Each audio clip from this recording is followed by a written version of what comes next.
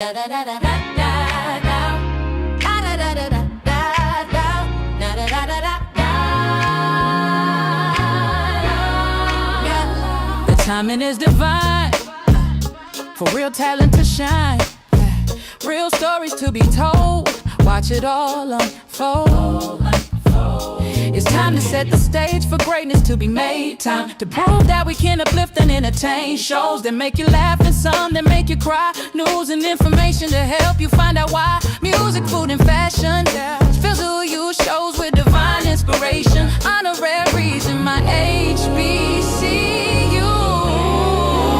We got R&B diva, we got R&B kings, R&B live performers in a film called Broken Things. She speaks live, divas and cocktails, the brand new musical drama. It Girls Diary of a Diva is coming back all new. A short film, social conflict, producing curtains too. From the bottom of Boulay Central, social conflict and D9 News. Yeah, subscribe and you'll see the power of Divine 9 TV. How it helps community rise up and shine. Owned by the culture, led by the divine. Let's rise up and shine on with Divine 9 TV.com. Owned by the culture, led by divine. Let's rise up and shine on with Divine. Oh, da da da da da da da.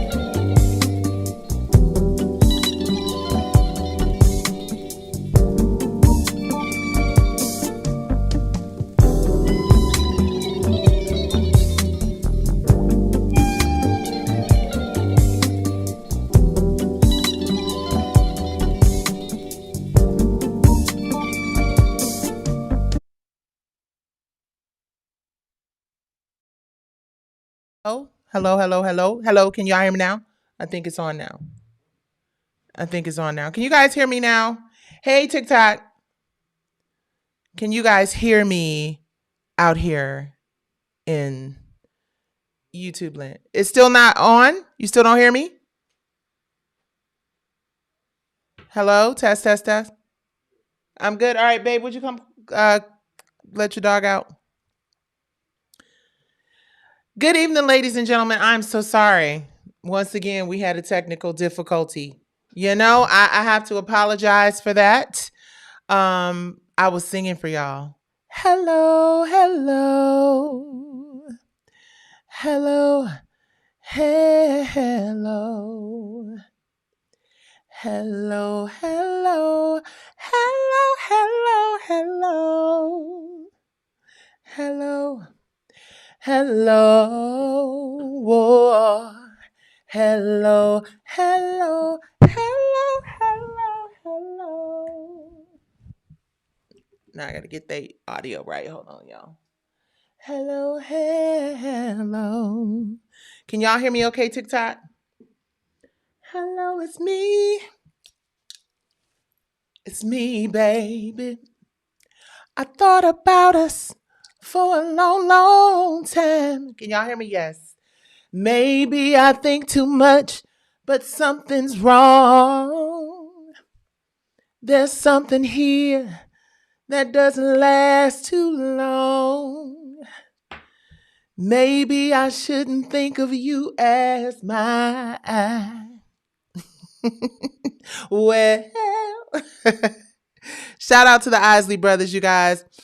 Thank y'all for joining me for another episode of Nights with NickI. I am so sorry we had some technical difficulties once again, but I appreciate you guys for not deciding to just walk away and leave on my ass. We gonna get it together. We are going to get it together. But in the meantime, thank you guys for coming in. Thank you guys for joining me on another episode of Nights with NickI.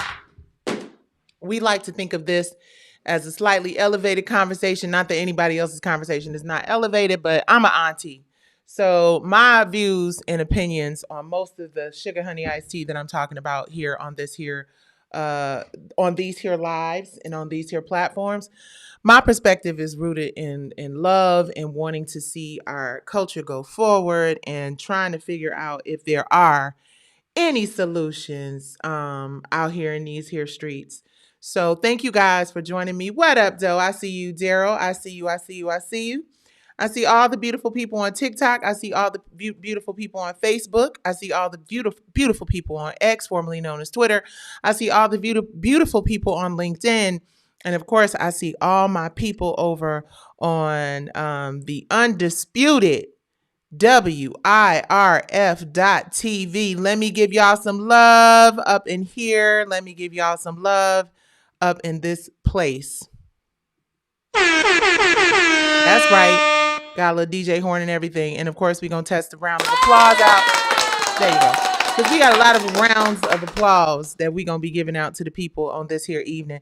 So, y'all, it's so much stuff going on out here. Matter of fact, I'm not even gonna try to be sweet about it. It's so much shit going on out in these streets. I'm like, what the hell? What is happening? What is happening? What is happening? I mean, what I would say is that the world has gone a little crazy. And I don't know really what to think about what's happening out here. I really don't. I've tried to process it over and over again. I debated. Yeah, I really debated. I'm sorry we were a little late tonight. Actually, it was not my fault, and it wasn't the producer's fault. It was actually the damn camera decided that it was just gonna, fall apart. So just in case that happens again, we do have a little backup situation just in case. We're rooting through some of these technical difficulties. But yes, guys, America is in a really strange place, and I just don't really quite know how to explain what's happening out here today. But I can tell you that we're gonna talk about it. Because if you're anything like me, you're just trying to figure out how to navigate through it. I'm so disappointed to see that, at a time when our culture should be standing together. I'm really disappointed to see that there are so many people who are just, feuding and throwing each other under the bus in some of the most disturbing ways. But tonight, we don't want to just talk about all the negative shit that's going on. There's some positive things going on out here in these streets. And I'm going to start the conversation off with some really positive news because, hey, listen, we could all use a little bit of positive news out here in the world when there's so much negativity and hate being spewed everywhere. But let me tell y'all what is on the agenda for tonight, so you'll know what to look forward to and what to prepare your spirit for. Because when I tell you that it is definitely one of these conversations that's going to make you scratch your head a few times before it's all over. But it is also something that makes me very proud to report. Hold on one second, you guys. I had everything lined up, but we had to reset everything. What up, TikTok? What up, TikTok? I keep ticking and talking, working all around the clock. Everybody go ticking and talking, ticking and talking. Everybody say each, me, son, she. East, me, son. Somebody say planet rock, planet rock. My people are on TikTok, on TikTok. What up? What up? What up? What up? TikTok, I tried to get y'all the view where you guys would be able to see all of the clips and all of the photos and stuff like that. But for whatever reason, this thing wants to act up today. So we are still an independent situation. Man down code 10 as Frankie, our girl Frankie. Rest in peace, Frankie. She was a lot of fun. I miss our sister Frankie. Y'all miss Frankie? I miss Frankie. Frankie was always a lot of fun. I really, really do miss her. Hold on, where are we?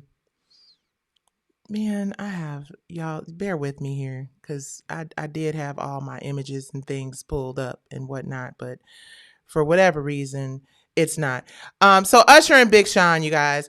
I am so excited to report that Big Sean and Usher, and I'm going to show you guys the clip because this is really dope, and you guys can't see it on TikTok. I love y'all for being here though. I was giving y'all a rundown. We're talking about R. Kelly. I'm going to share a very interesting video with Melinda Gates. French Gates, I believe is her name. Bill Gates's ex-wife. A really interesting clip that has resurfaced in the wake of all of the Epstein. Oops, should I have said that? Oh, well, shit. What the hell? All of the Epstein stuff that's going on. I am definitely going to talk about Lizzo and Nicki Minaj. We are going to talk about alleged R. Kelly's accuser, because I don't know if this is, been vetted that this is actually the person. I think that it is because it is Billboard, and Billboard is a very reputable outlet. At least it used to be anyway, as far as I can remember. So we're going to we're going to discuss R. Kelly's. This is allegedly the young lady who was 14 years old at the time that the tape was circulating. She has released a book.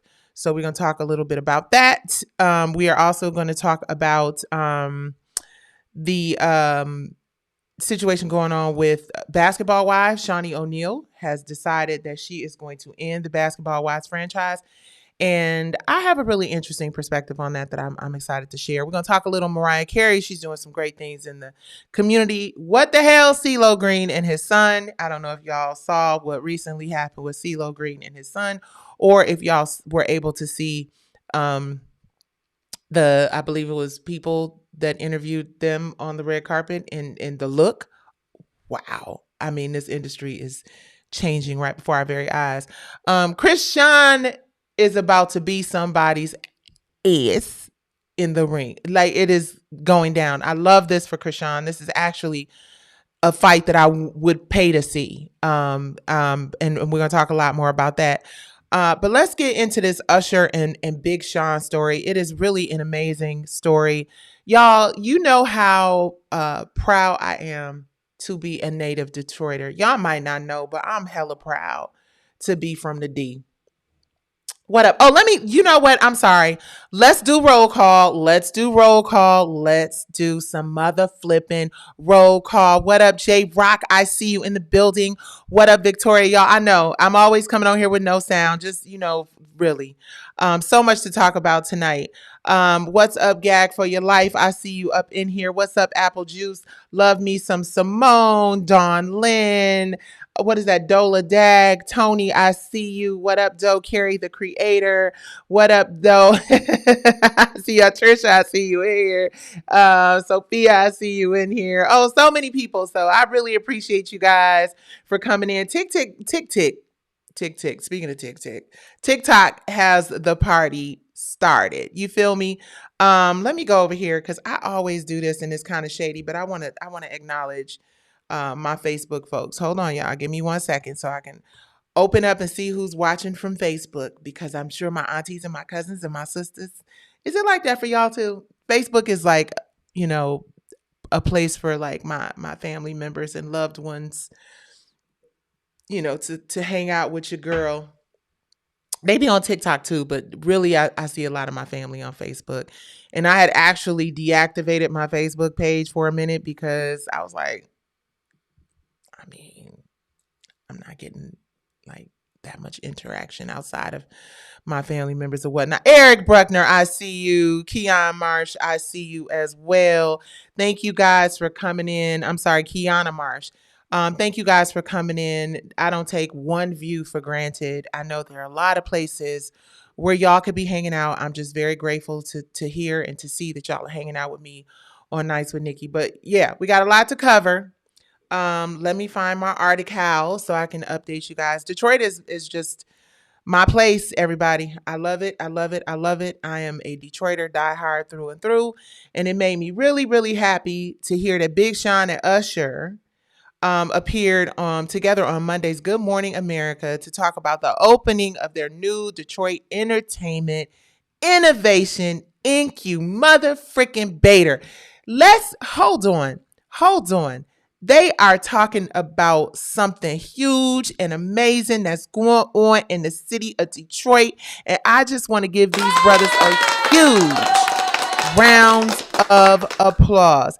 This is an entertainment and production hub. The two stars spoke about the new $1 million production facility, which will be housed in the new Boys and Girls Club of Southeastern Michigan. The project, which includes a virtual production studio, a special effects lab, a creators lounge, and more, follows a similar facility that USHER opened at the Boys and Girls Club in Atlanta. I saw the opportunity. Let me play the clip, you guys. I'm so proud of these young brothers, and I know we got a lot of messy shit to get into, but let's do a feel-good story right quick. Take a look. Wonderful to see you both. Oh, the state-of-the-art facility opens tomorrow. You both are Boys and Girls Club alum, as am I. How did you decide, USHER, to become involved in this particular project, including the Spark Lab and Studios? Well, with all the innovation that I'd seen that Big Sean was a part of and Boys and Girls Club was a part of here in greater Michigan, I felt like this was an opportunity for us to continue to expand. As of 2024, I opened the Spark Lab with Boys and Girls Club in Atlanta. And then I saw the opportunity for us to connect Detroit. And you just think about the history of Detroit. The fact that there were no Motown, there would not be any LaFace records or any of the entrepreneurs that came out of Atlanta. So here was an opportunity for us to get some economic mobility with young men and women here in Detroit. So that's why I'm a part of it. And not to mention, as you said, as an alumni, this is an opportunity to pay it back to the clubs that invested in me. Sure, yeah. And USHER put his money where his mouth is, man. Like he brought it. He had a show here. And he said he wanted to get involved with the kids and really be involved and just like step up. And he really did that. He followed through. And somebody on his stature, his level of just who he is, he doesn't have to do that. He doesn't have to come to a city he's not from.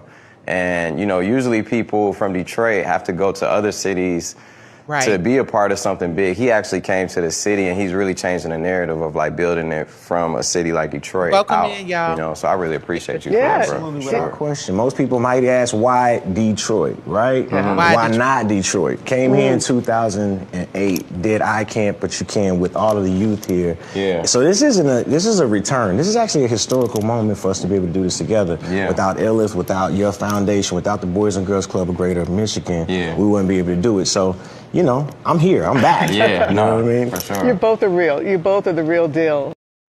Yes, yes, yes, yes, yes. Let's give another big round of applause to our brother Usher and our brother Big Sean. Big Sean has been doing great things in the city of Detroit for a very long time, and I'm really, really proud of them, you guys. I posted the other day. Thank you guys, TikTok, especially TikTok has been going crazy, and even on YouTube and all the platforms really have just really been receiving the whole, movement to just build within our communities. You guys, I'm so proud of myself for this project that we're working on right now. It is a micro series. It is a micro documentary series. It is called the Detroit Housewives League. I'm so proud of this project. It's something that I've wanted to do for a number of years. I've just always, felt like there was a lot to learn in a situation where I just felt like stories that have helped shape our communities in really positive ways deserve to be shared and deserve to be told. And while I don't have, because, we're a new streaming platform, we're a new company. So, clearly we don't have the budgets. We don't have all of the resources that a lot of these larger companies have. But thank you guys so much. That is no longer going to be, it can no longer be an obstacle to just being able to tell stories, especially now that we have the benefit of AI technology, now that we have the benefit of, Insta and YouTube and TikTok and X and all of these platforms that allow us to get these really cool, inspiring stories of our communities out to the people. I think it's just a very important thing for us to do as Black people. I think it is so important for us to make sure that we preserve the legacies of stories that get told by culturally incompetent lenses, people who don't know the history of our greatness, people who don't care about the history of our greatness. I think it is my responsibility as a creative in this industry to, to continue to build and grow and pour into the community with really positive, cool stories. So I am going to share. Oh, wrong slide. That's the wrong damn slide. TV, film, and media helps us. Hold on. Force at all in this process? Yeah, we falling apart. My whole show is falling apart. It land there. Okay. The whole show is just falling apart. No, it's not. We're not claiming that. We're not claiming that at all. Let's get into another really positive story, you guys. I don't know how many. First of all, I want to share this because I mentioned it briefly last night and I wanted to expound on it. Grammy Awards were last night, and the Grammy Awards, from what I hear, the Mariah Carey tribute left a little bit to be desired. I'm not even gonna hold y'all up. I didn't watch it. I didn't get a chance to see the Grammy Awards tribute. I definitely we'll catch up for sure. I'm a voting member of, the Recording Academy, so I definitely want to do my part and support. But I have heard over and over. First off, I wanted to share this whole Mariah Carey not calling herself a legend thing, just because, or not embracing the word legend yet, just because I understand what she means when she says that she's still working, she's still building, she's still growing, right? I sometimes have an issue myself. Now, I'm in no way, shape, or form anywhere near the status, the legendary, she's a super mega star, right? Obviously. But I understand what she's saying when Mariah makes the comment that, she doesn't, the legend thing just kind of, it feels some type of way. And I totally get it. But another thing I thought was really interesting is that Mariah Carey has recently invested in a technology hub. She's invested a ton of money in kids. There is a lot of that happening out here, you guys. And I'm so happy to see that our artists and our musicians and creatives are pouring into our youth. I know it's a lot of messy shit out here for us to talk about. I know there are a lot of messy stories for us to share. But whenever we come across an artist who is out here trying to help build the culture, lift the culture, you got to give credit where credit is due, and you have to give our legends their flowers. That's part of the thing that I've always felt we could do better in the entertainment industry. I know that, the big thing is that I didn't sign up to be nobody's role model. Is kind of, where people go with it a lot of times. But who else are we supposed to depend on if you can't depend on, the people who you've built, for lack of a better word, in terms of their careers, to pour into our communities? If we can't rely on our superstars and the folks that we love and respect to help direct our kids in a more or point our kids in a more positive direction. Yes, parenting is essential. Nobody is suggesting that you allow celebrities to raise your kids. God knows that the vast majority of us do not want, our kids raised by any celebrities. And a lot of celebrities are busy raising their own. But when you hear about stories like this, Mariah Carey, who steps out and decides to invest in technology, is where it's at. Like, I don't care what anybody tells you. When it comes to our future, our kids' futures, without a doubt, technology is indeed the future, and it's something that we should absolutely be encouraging our children, to participate in and to learn more about. I'm really disappointed with myself for not having a lot of my clips up, you guys. Hold on one second. Going to the next story. It was all lined up very nicely for y'all, and then all of a sudden, shit just started falling by the wayside. Here's another story. Y'all. This is a little bit of a sad story. Hold on, I'm trying to pull it up now so you guys can see it. I had everything set up, but I'm just gonna have to deal with it for right now. Sherri Shepherd. Bad news for our sister Sherri Shepherd. I love Sherri. For those of you who don't know, me and Sherri go back. We go way back. Me and Sherri go back like 4 flats. Me and Sherri go back to going to Sizzler, which was an all-you-can-eat buffet, and figuring out how to scam so both of us could eat for the price of one. Sherri Shepherd and I used to go in there like, okay, so listen, I'm going to go in and then you come. No. Okay, let me stop. It didn't quite go that way, and I forget how quickly things travel. But yes, Sherri and I have known each other since she was a struggling comedian and I was a struggling singer. And from the looks of things, while we may not be struggling like we used to be, we still trying to maintain, what we can maintain in this industry. We're gonna talk about Billie Eilish. We're gonna talk about, listen, y'all, honey, listen. And real quick, I kind of glossed over the Mariah Carey tribute in terms of like the performances and stuff, just because I know that people have bad performance days. Shit, I had plenty of them myself. I'm not gonna hold y'all up. And we're gonna get into the Sherri Shepherd thing, but real quick, I saw this clip and I was gonna pull this up as well, but I was like, okay, it's just too many stories and too much shit to get into. But Brandy mentioned that it was a clip of Brandy talking about the Full Moon album. And she was saying how on the Full Moon album, she couldn't hit, or, she had to change and transpose certain notes because those notes were already high when she was younger. And now she's like, a grown ass woman.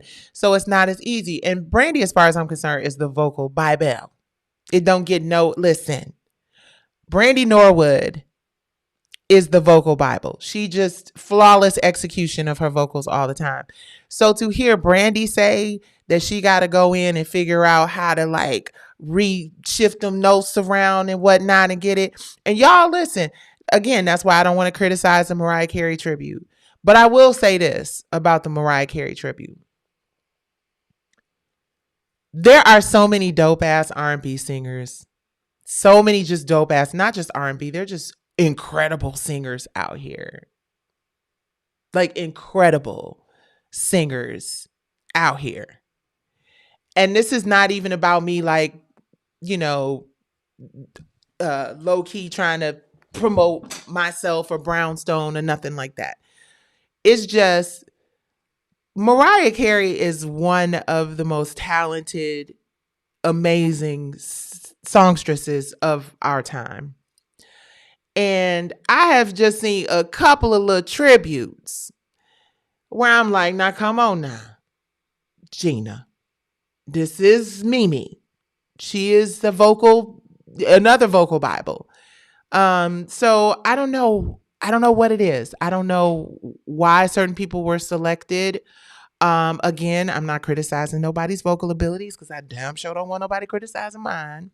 But I do feel like this is a classic example of what happens when, you know, you don't have certain people in the room like, no, we can't do that.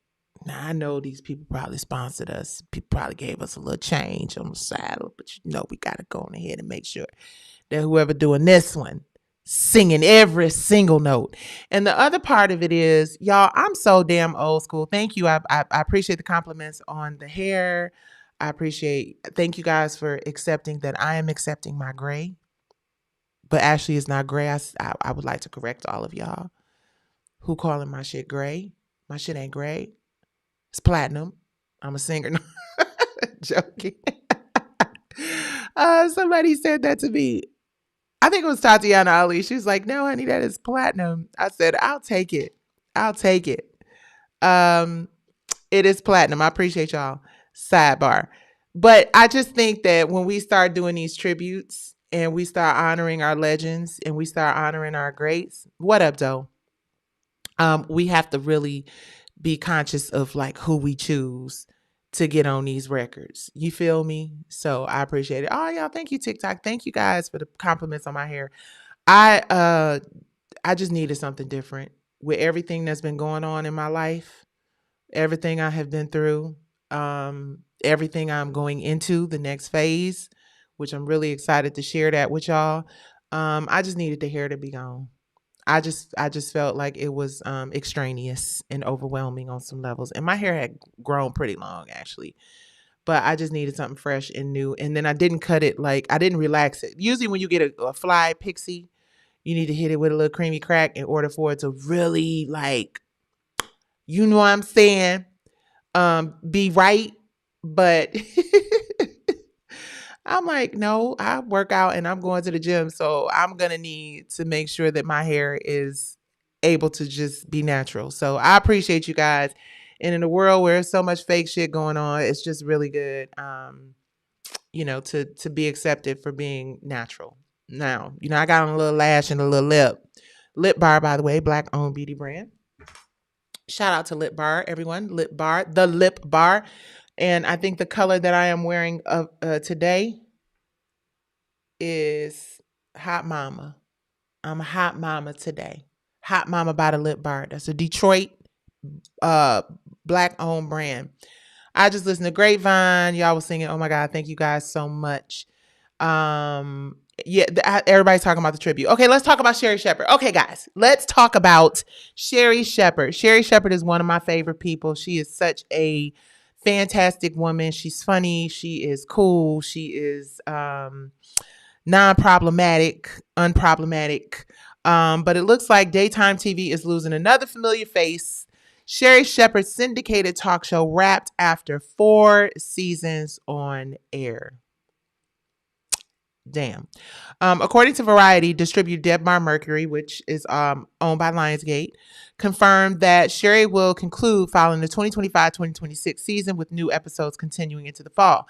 The company emphasized I can't talk tonight. What the hell? Damn.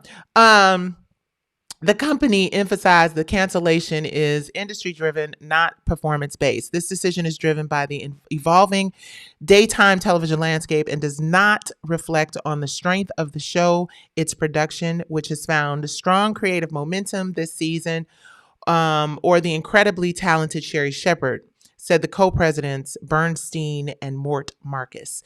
We believe that this show and Sherry, and I'm sorry, we believe in this show and in Sherry, and intend to explore alternatives for it on other platforms. The series tapes at New York's Chelsea Studios and filled former slots once held by The Wendy Williams Show. Reflecting on the show's renewal last year, Sherry Shepherd said, I don't take it for granted that people welcome me into their homes daily. I work so hard to bring escapism to the viewers' lives through joy, laughter, and inspiration. Ladies and gentlemen, the Sherry Shepherd Show, affectionately known as the Sherry Show, is coming to an end. But let's give our sister Sherry Shepherd a round of applause because Sherry is one of the best to ever do it. It's really interesting, when I hear about like the Sherry Shepherd Show being canceled, and I hear about, obviously, Wendy Williams was a hard pill to swallow. I don't think that there are that many people out here who can really compete. Wendy, as far as I'm concerned, was the queen of daytime, the queen of that particular media. And as much as we used to be like Wendy messy, blah blah blah blah blah, everybody was busting their ass trying to get to the Wendy Williams Show.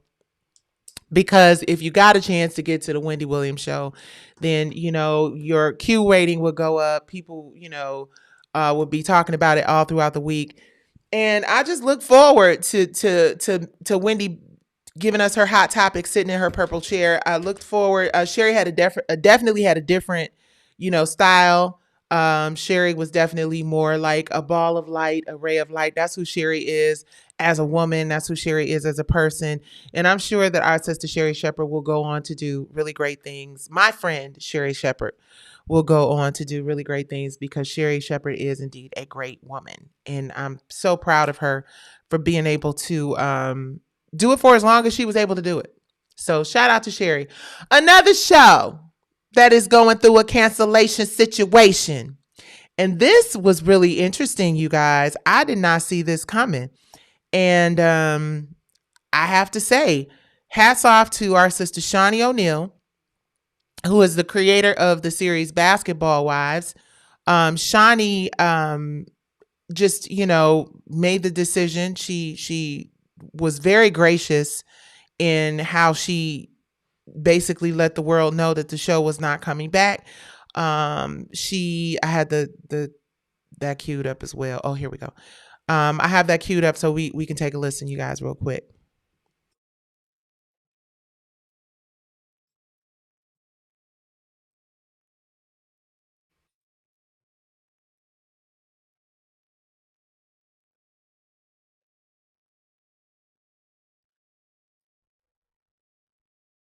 Oh, I don't think you guys can hear it.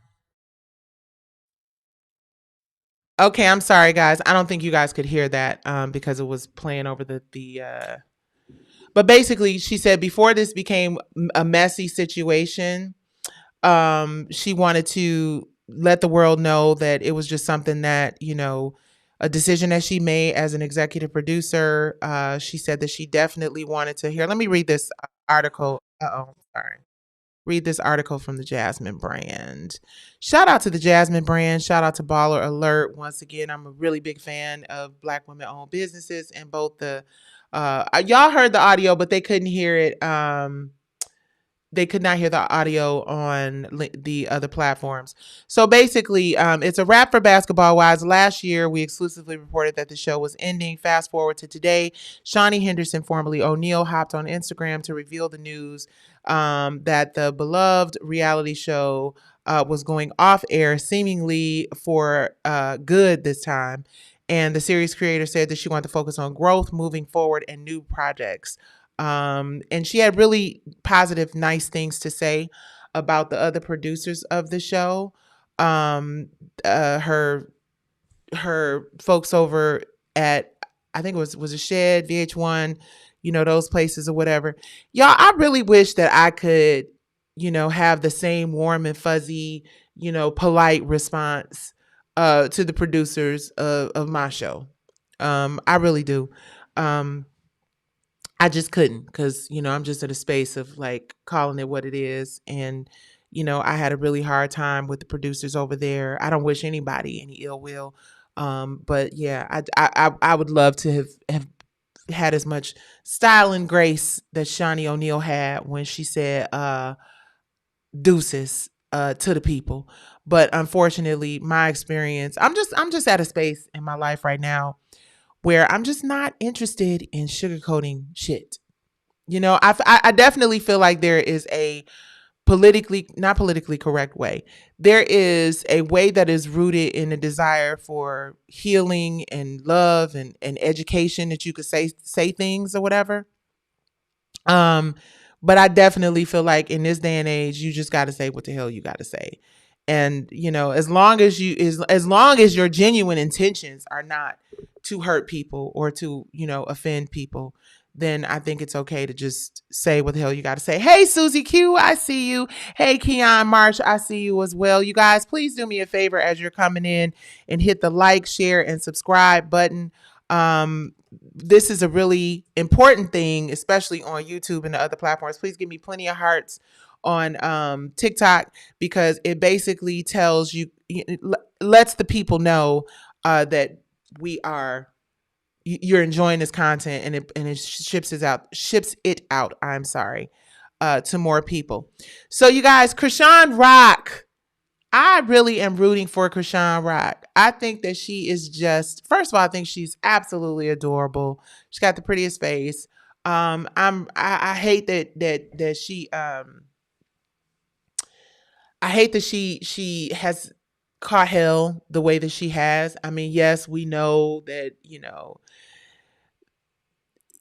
she is an adult and she got to take accountability and responsibility for the decisions and stuff that she, has made in her life. But, she just seems to be, her and Clarissa both, y'all give them such a hard time. Stop giving my little nieces a hard time. Stop giving my nieces a hard time. Y'all mean as hell. Man, I just wish I could get them a little bit of, how people feel about you ain't your business, speech. But they probably like, listen, old lady, mind your business. But I think that they're so authentic. The thing about young Black women right now, I mean, for years, y'all, so many of our babies and our nieces, we'll call them our nieces, right? Because they grown and they got kids, a lot of them. But so many of them are just, they've been traumatized in various ways, right? We have always had to have our head on the swivel. Many of them have always had to fight their way out of this situation, fight their way. When I was listening to Clarissa. I'm like, Clarissa, Krishan, Chrisette. I was listening to Clarissa, and I was listening to her, I believe it was her brother or like a family member. I forget what I was watching. But they were just talking about how, she found out, that they allegedly, and don't quote me on this, please do your own research, but allegedly, like, their mom really struggled a lot, Clarissa, and she had to help feed her siblings, her brothers and sisters. I've heard similar stories, with Krishan. And, I just hate to see our young sisters just being dragged through the mud and social. And yes, they grown and they know what they doing a lot of times. And, sometimes they all get out of hand and out of pocket. But, just like we had aunties and moms and people who loved us to give us that tough love and be like, girl, come here. Listen, don't be doing that dumb shit. Is you fucking crazy? But please, motherfuckers out. You just need those aunties in your life, and that is why I've just committed to every opportunity that I get. I'm sure there are plenty of people out here who are just, wow, I don't know how much I believe in bad seeds, although there's some badass kids. Y'all ever met somebody who has some badass kids? It's badass kids out here. Your kid just bad. But so it might be some folks born with certain energies, right? No, stop. But for the most part, I think that people's personalities and struggles and shit. I think it just develops over time based on, the experiences that they have in life and the things that they are subjected to as young women. And we see what's happening with these Epstein tapes, which we about to get into that shit too. It's crazy. We about to get into R. Kelly too, y'all. So I don't know why I ain't give me no cocktail tonight. I'm sipping on this damn hydrated water. And I'm about to run out of that. Can I get a refill? Can I get a refill? You would think my ass was drunk. But yeah, let's get into the Krishan Rock news. Krishan Rock will face wrestler Zenith Zion in her first boxing match on April 25th, according to TMZ. The 3-round, they're doing 3 rounds. Now, let me tell y'all something about these rounds. Hold on. My big ass. Okay. So I've been working out, y'all, too. Drinking water, working out, trying to mind my business, but y'all have me on Nights with NickI talking about everybody else's shit every night, right? But I have been working out, and one of the things that I've been doing, thanks to my husband, is boxing. And a boxing workout is not for the weak. I done posted a couple of little videos here and there of myself giving boxification. And I'm telling you, if you want to see changes in yourself and changes in your body, get you a jump rope, get you a jump rope, get a timer, a jump rope, a timer, Lord God, and do 3-minute rounds.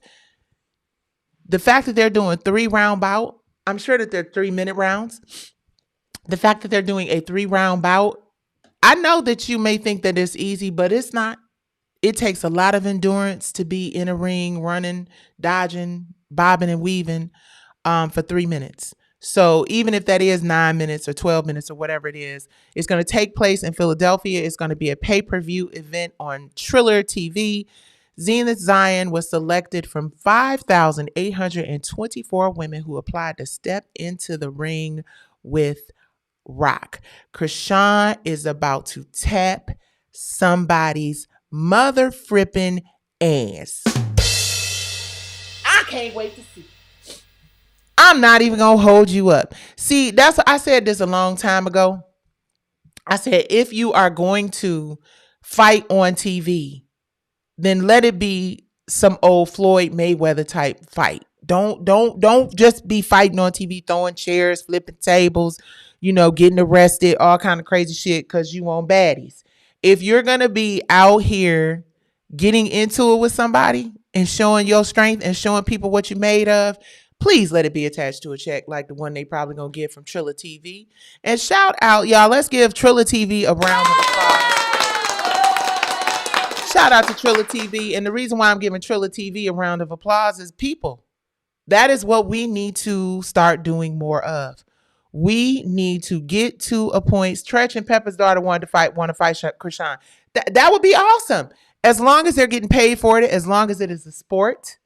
I'm all here for women's equality as long as they train and they finish, getting the training and stuff in. I'm all for it. I want to see Krishan and Clarissa fight.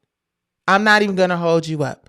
Does anybody else got money on Krishan and Clarissa? I got bread on. No, I ain't got bread on nobody. I'm tripping. But I would love to see Krishan and Clarissa fight. C. Bree said those 3 rounds won't be love taps. No, it will not. No, it will not. I think this is going to be a real one. Wendy is one of a kind. She took what she did on the radio and revamped it into daytime. Yes, you guys, let's give our sister Wendy Williams some love for being the queen of all media. And we're praying for Wendy. Yeah. Gina says Krishan is not in the league with Clarissa. No, I don't think she is either. I would not recommend that she get into I would not recommend that she gets into a any kind of a situation with Clarissa Shields, just because Clarissa's been training for a very long time, and she has not. Damn, TikTok! I want to figure out how to show y'all this. hold on. Let me see if I can pull it up on here because I just had to show y'all from my phone because y'all need to see this. Y'all need to see this. I don't know how many people saw CeeLo Green. I don't know who's seen him. Does that make me... Hold on. I remember when I lost my mind. There was something so special about that day. Does that make me crazy?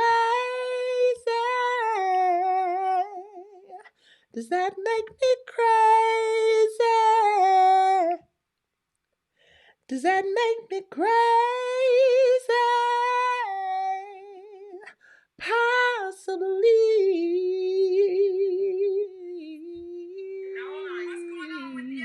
Hold on, let me pause this. I'm gonna show y'all this. Hold on. Hold on. All right, hold on. You guys, I'll show you guys TikTok. I'm about to show y'all what he looking like in a second because I didn't load it up. But I did load it up for the people here on Insta. If you've already seen it, brace yourself. I do not know what is going on, but I'm finna show y'all. Now hold on. What's going on with the eyes, my guy? I don't know. What do you say? I was born this way. What are you giving us tonight? Interesting. That's all. Oh, this is my young son. Hello. Lake. Lake Erie? Yes, that is amazing. Okay, where's the thought of saying we're going to name him Lake Erie? Honestly, it opens up just an air of mystery and makes it seem like a little bit bigger than, just a human being. Yeah, you know? you're a body. Yeah. I love it. Gotta go with the flow. We finna talk about it. Does that make me crazy? Does that make me crazy? Does that make me crazy? Possibly.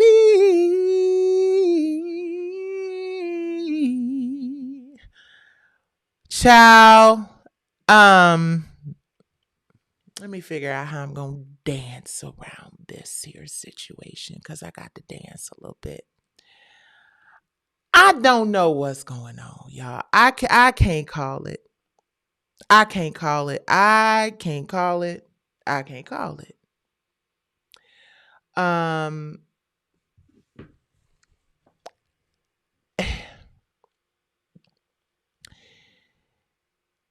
The industry has just really turned into something different, and I'm all here for art. I think art and being able to,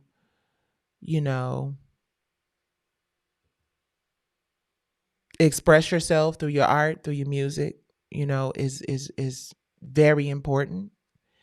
And I think that we have a lot of people out here who are super creative. I don't think that there's any question in our minds that CeeLo is one of those like really super extra creative, energies. And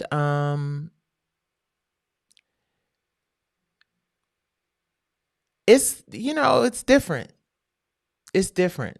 I mean, I'm not going to go so far as to, I think we can have conversations about things. We can have conversations about people and things without name calling. We can have conversations without,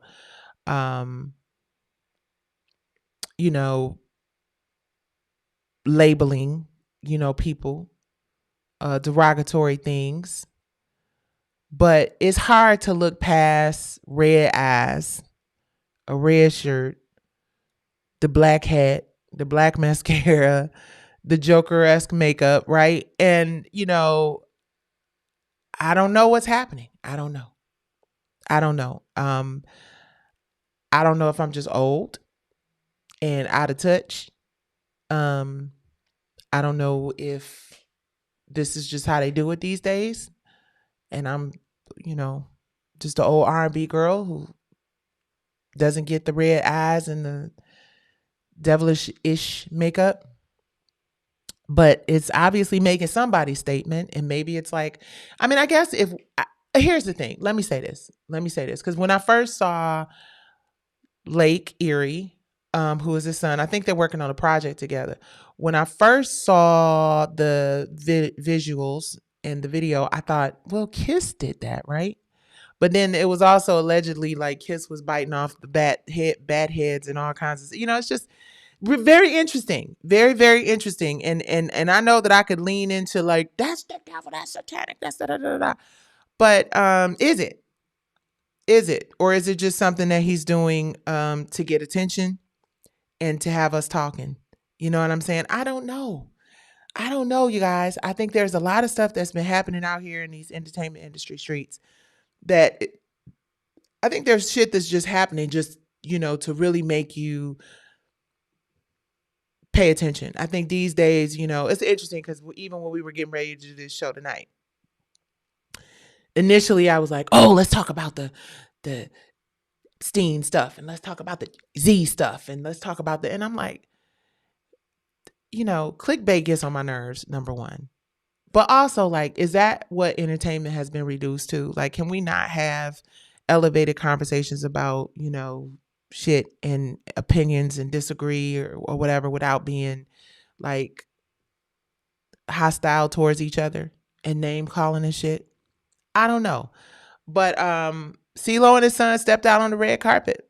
His son Kingston, I guess his new name is Lake Erie. Maybe they were doing like a little Halloween kind of vibe or whatever. But whatever it is, it was crazy.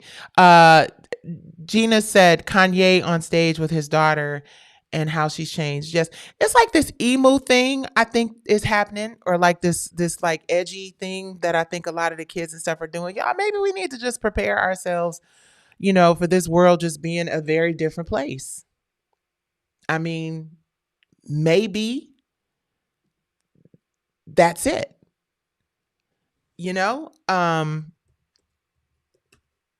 Maybe we need to accept that this is what the world is. And it ain't gonna change no time soon. Maybe that is it. You guys, I'm gonna get into this story because I think it's like really interesting, and I'm as a person in the industry, I have to be careful about how I address my peers in the industry. I mean, we always gonna do the hold people accountable for shit, right? But it's hard when you look up and everybody is making headlines. Let me start this by saying this is all alleged, right? I guess I have to start saying that now. Let's go over your hair. Do you have any chemicals or it's natural? My hair is natural, baby. Thank you very much. I appreciate you. You guys, R. Kelly accuser Rashana has spoken out to Billboard. She has a book. And I've never seen the tape. It was going around in the 90s. I didn't want to see it just because I'm like, who wants to see a person get a golden shower that's underage? That's like, isn't it like, doesn't that make you in possession of oh, hey, Vincent Walker said he saw it. Doesn't that put you in possession of child porn, which is illegal? But anyway, a woman who says that she was actually abused hundreds of times by R. Kelly before she turned 18 testified. Oh wait, no. Wrong person. I'm sorry. Wrong article. See how you get to see? Hold on. See how you just get to things and it's not what it's supposed to be. Just doing too much. Okay. In a new memoir, in her first ever interview, Rashana Landfair details her decade-long abusive relationship with the imprisoned singer R. Kelly and how she reached the final step in her healing. Y'all shouldn't know Rashana Landfair's name. It may have rung a bell in the 1990s if you were a fan of the Chicago hip hop group For the Cause, where Landfair was a spunky, pint-sized rapper of the Cousin Quartet. They found modest fame overseas by performing hip hop covers like Stand By Me and Ain't No Sunshine, but were unable to translate their European success statewide. Music ran in her family's blood. Her aunt Sparkle, I didn't know that. I'm just reading it now. Shout out to Sparkle. I love Sparkle. Her aunt Sparkle was a rising R&B star who had connections with major industry players. Landfair's father was a professional guitarist, and her mother had been a part of a local gospel group with her siblings.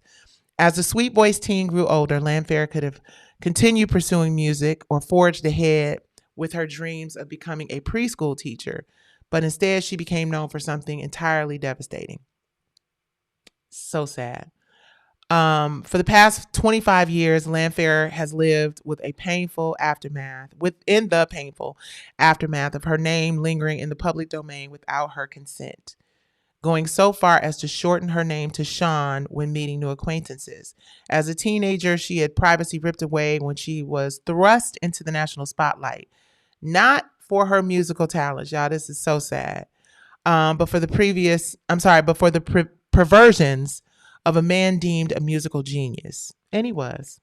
We're not going to take nothing away from the fact that Ara was a musical genius. He was also a very ill person, but he was definitely a musical genius, like a lot of people are.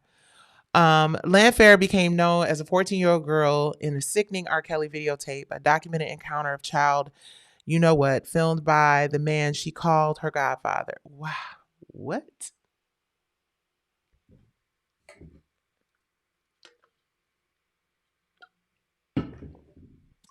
I didn't know that part. Wow. It be them, don't it? Now in her early 40s, Landfair still resembles the baby-faced girl who radiated joy as she performed on international stages, standing around 5 foot nothing. So she was 5 feet. So she was a small, little 14-year-old girl. Jesus. Even in platform Uggs, her childhood nickname Shorty still fits. Yeah, I didn't vet my stories ahead of time. I'm real irritated. Friendly and composed, Landfair purchased herself in a boucle covered chair in a bright studio in Chicago's Lower West Side for what will be her first interview. Pushing past any lingering feelings of self-blame, she is determined to take back ownership of her story, her name, with the release of her poignant and beautifully written memoir, Who's Watching Shorty? Reclaiming Myself from the Shame of R. Kelly's Abuse, which is out tomorrow, which is Tuesday.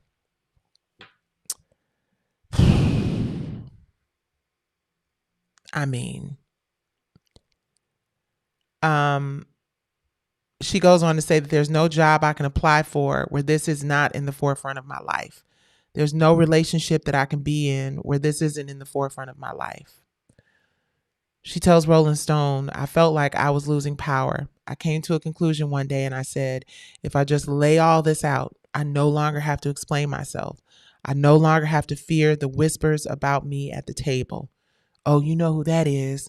Once I realized that I didn't have peace or privacy by hiding, I had to take ownership. Wow, po baby. She was 14. And based on what we're reading, she was small. They called her Shorty. Please hit like. Please hit like. Please give me hearts. I'm sorry if it feels a little crazy to be asking for hearts telling the story so egregious, but so more people know. First of all, God bless you, Rashawn. I'm praying for you. I'm praying for your family. You guys, I've been really honest about the fact that, you know, my mom was a victim of child sexual assault and child sexual abuse at the hands of a family member. And my mother suffered for many years, carrying the guilt and the shame of it, several other people as well.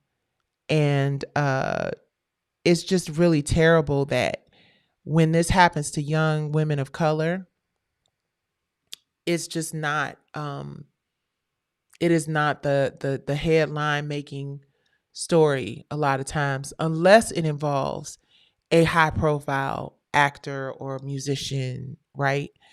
And I get it, because people are in this business to sell papers or to sell TV shows or to get likes on social media. We're in an attention economy, right? Which is why I get on here nightly and try to hold y'all's attention for a couple hours. And I've been on here for a damn hour already. Shit, what my long-winded ass been talking about? I ain't even got to shit. But it's just really sad that, Black women and girls in our community are so unsafe, so unprotected. We don't believe us until there is a video showing us getting punched in the face or kicked to the ground or peed on.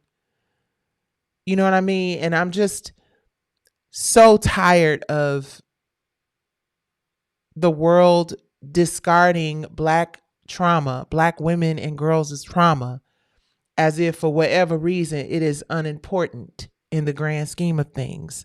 However, when we have conversations about your Epsteins, your Weinsteins, your Sistines, or whatever the case may be, it gets all of this national news coverage. It gets all of this like national attention, right?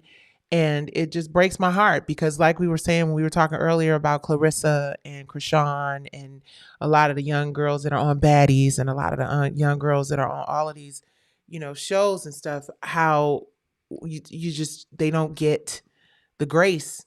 A lot of the young women in prison, you know what I mean, don't get the grace. There's never well, she did that because of this or she did that because of that. It's just always, this idea that Black women are just inherently bad or more deserving. We get stiffer sentences for the same shit. Black women are always seen, like, for example, we talked about this on the episode of She Speaks Live.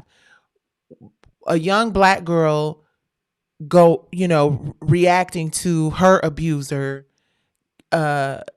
is treated more like a criminal, whereas a young white girl who may do the same thing, maybe she unalives an accuser or does something else as a result of it, maybe she's doing DRUGS's and she's out there selling herself and breaking the law. She gets more treatment like she's a victim, more consideration, and the sentences are much harsher for young Black women. That's one of the reasons why we did the show From the Bottom Up, so we could have some transparency about the justice system and how justice does not apply to young Black women the same way that it does young white women who are falling under the same circumstances, who are incarcerated basically for the same shit. And it's just really sad and it's really disheartening. And that is the reason why I try so hard to encourage us to give each other grace and to embrace these young women who are out here making really bad decisions. I'm going to say this, and this is probably going to piss some people off in here tonight, but Nicki Minaj is no different. Now, I get it. Nicki Minaj got a ton of money. Why on earth would you go and sit down with, him? Why are you saying the things that you're saying about the Black community? But something is deeply affecting Nicki Minaj, whether it is mental, whether it is spiritual battle she having, whatever it is, to make you make that kind of a switch up. And maybe it wasn't a switch up. Listen, hey, here's the thing. Here's the thing I have to say about that real quick. I'm going to hit a corner real quick. Hurt people. We know that. Michelle Obama, I just saw a clip recently where Michelle Obama talked about the fact that a lot of times the decisions and choices that are being made by people who are doing things to hurt others is because they really going through something deep and something dark and something painful, right? And I know that through anger, I talked about, you can't see through, boiling water, but you can see through the shit when it's clear. When we angry and we just want to, hurt people the way they've allegedly hurt us, which I'm still trying to figure out the real, not the social media version of why.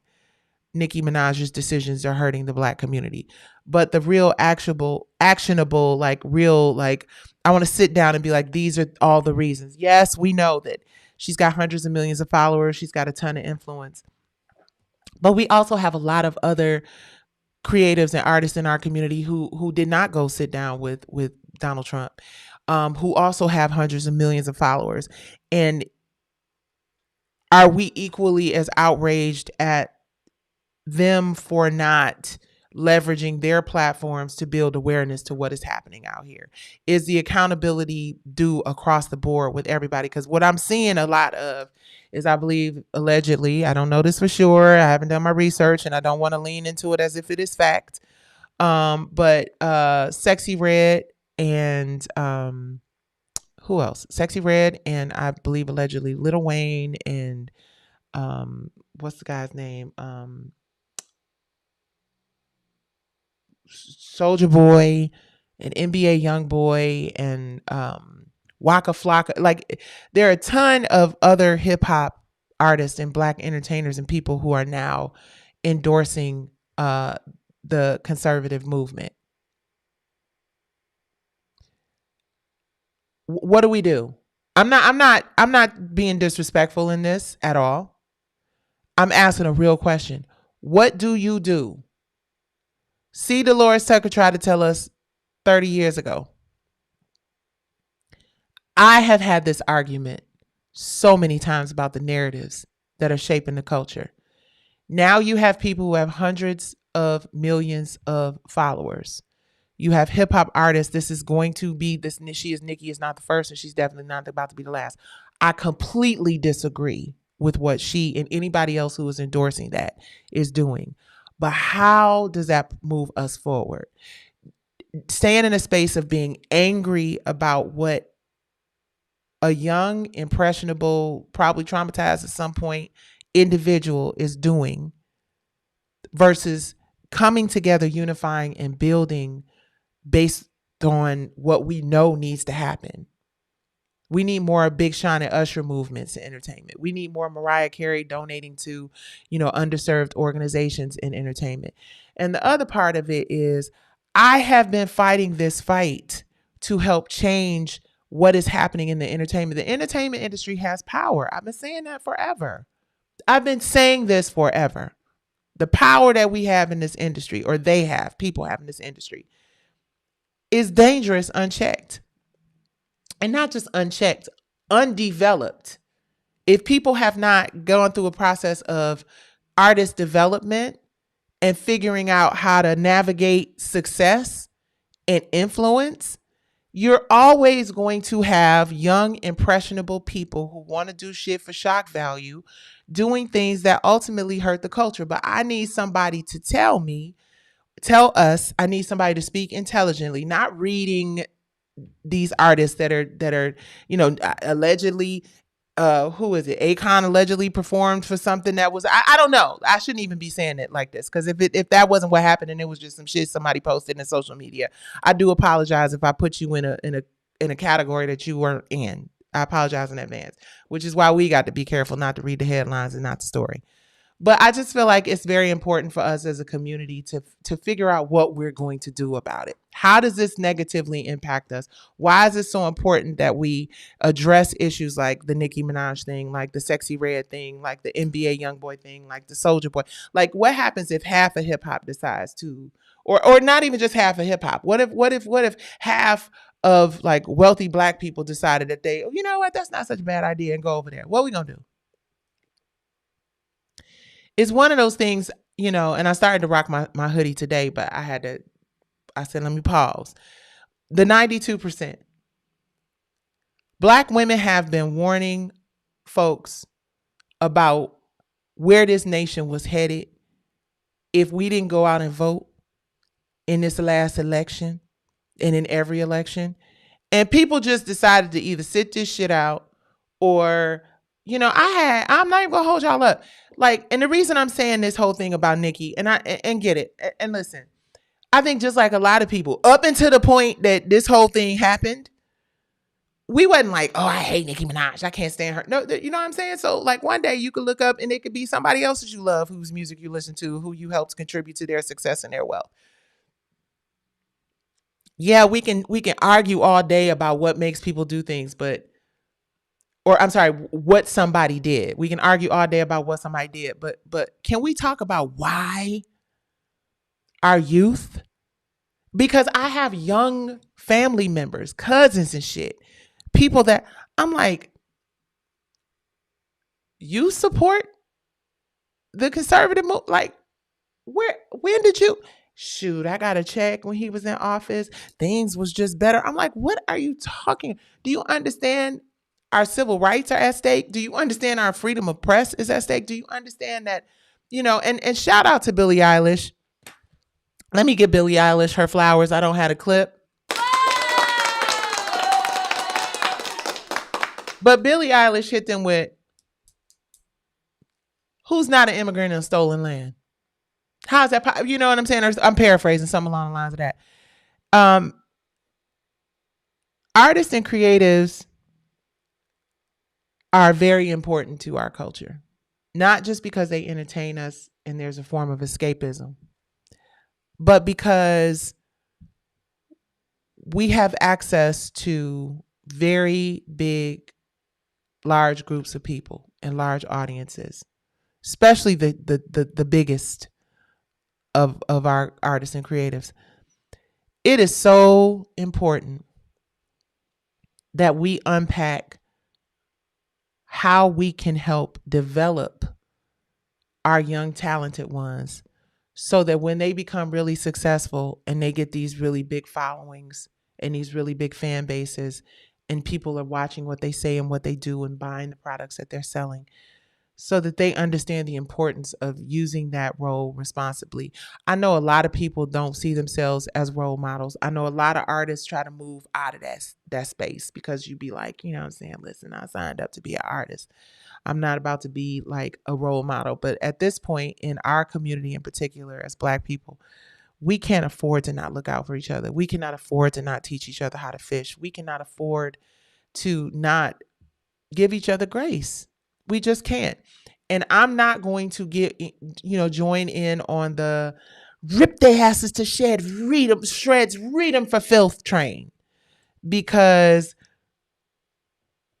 all that's going to do is make the situation worse. And by make the situation worse, I'm saying, I don't think any artist that is going to make a decision to follow an administration that they don't realize is not working in the best interest of their people, their grandmothers, their mama, their cousins, their family members, right? I don't think that those artists are suddenly going to stop and be like a aha moment because we are reading them for filth, or because we are that stupid bitch. Let's cancel. Da, da, da, da, da. Who most of us who are talking about the cancel culture shit, there are not enough of us combined to really put a dent. Maybe, I don't know. I don't want to seem pessimistic. Maybe, perhaps. You know what I'm saying? Maybe there are people out there who, young people, enough of them, who will activate and say, this is not okay. We are going to unsubscribe. We are going to no longer listen to your music, whatever. But the vast majority of the people who listen to these artists out here, because I don't listen to a lot of them.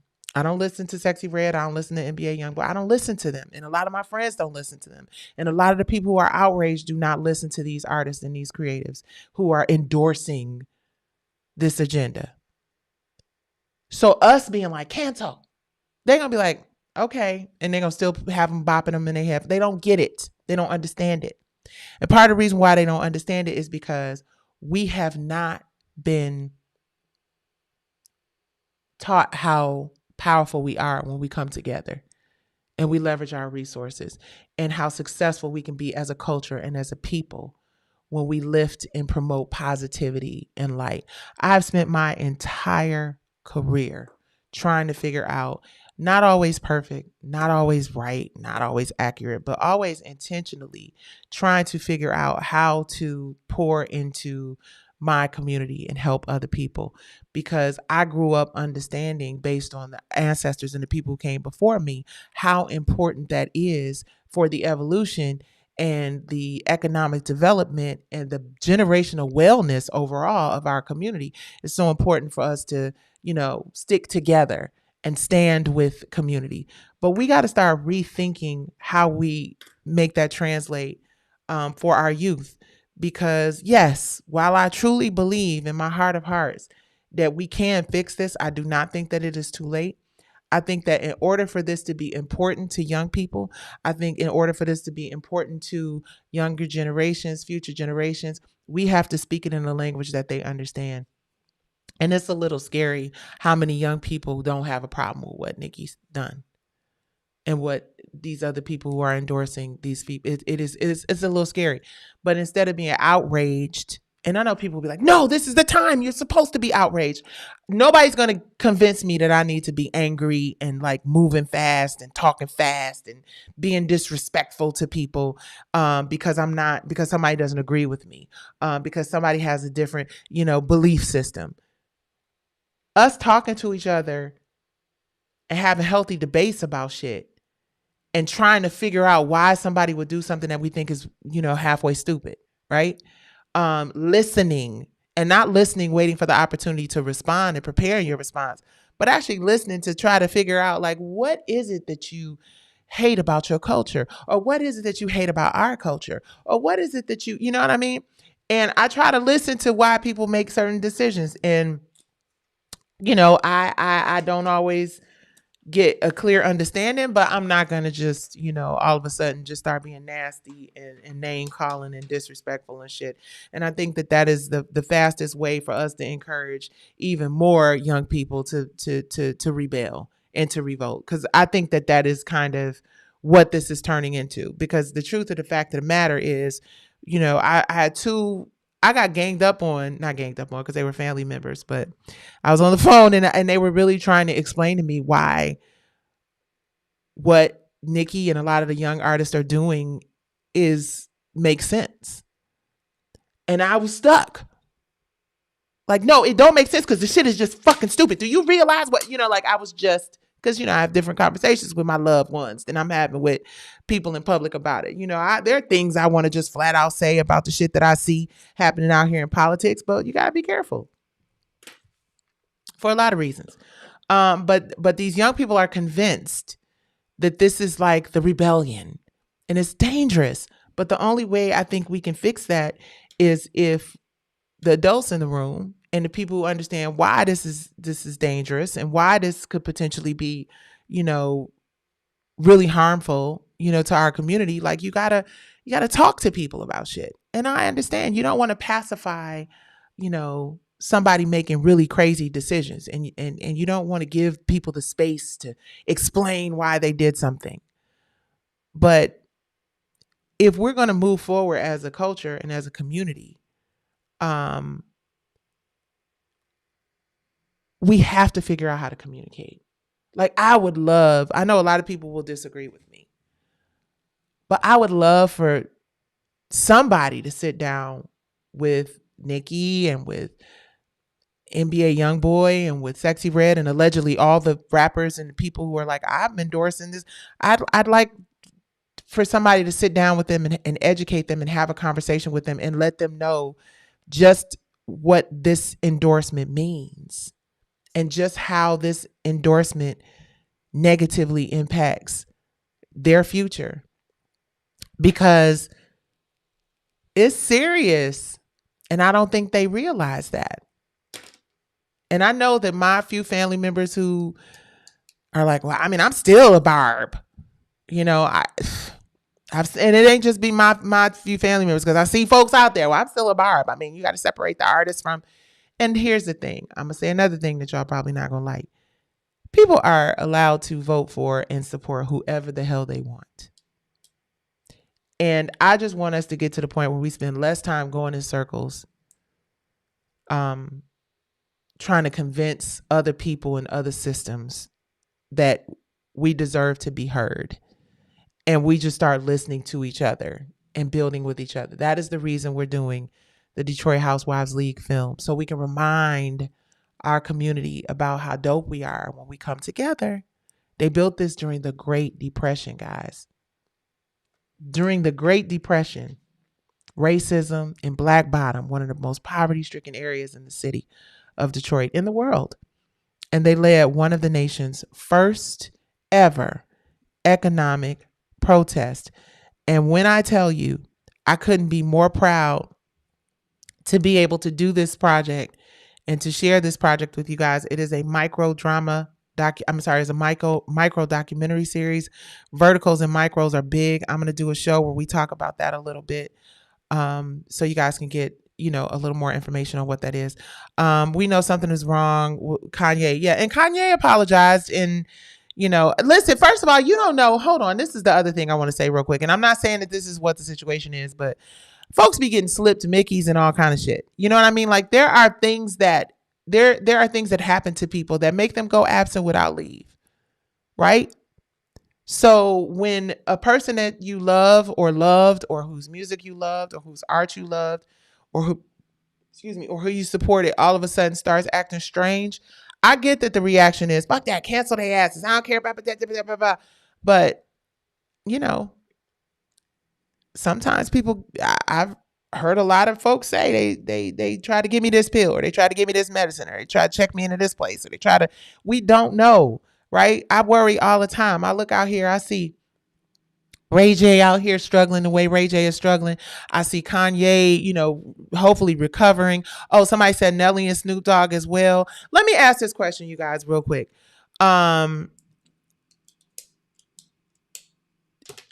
You know what? Let me ask you guys this question. People, J-Rock says people and celebrities can vote for whoever they want. However, when these Republicans turn on them, the same celebrities that voted or supported them need to stay on that side. Right. I'm not really, I don't know how this is going to end. There's something else going on. There is something else going on. I don't know what it is. I can't put my finger on it, but it's something else going on. But I want to say this real quick. I'm going to ask y'all a real question because, elevated conversations on Nights with NickI. If you were in a situation where you were like in Diddy's situation, like you in jail, locked up, not to make light of it, but or a family member needed something, or a family member was sick and they needed a kidney, or just, dire circumstances, right? And the only opportunity you had to get a pardon, the only opportunity you had to feed your kids. If somebody came to you and said, I will give you $2 million to completely change your life and your struggles, and your sick mother can get the medication she needs. All we need you to do is endorse this person, support this person. Think about this. You've been in jail, which is a terrible place. And somebody comes to you and says, your boy can get you out. All you got to do is play on this team. Morally, ethically, spiritually, you're going to think about it. No, absolutely not. I don't care. I will sit here and rot in this cell. I don't care if my family doesn't eat it. And I don't care if my mother can't get the medicine.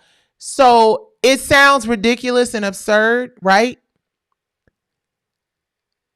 It's Ina says, I hear that definitely, but you willing to sacrifice the masses though? Now that's the question that I want to ask, right? Because are you, in making that decision, sacrificing the masses?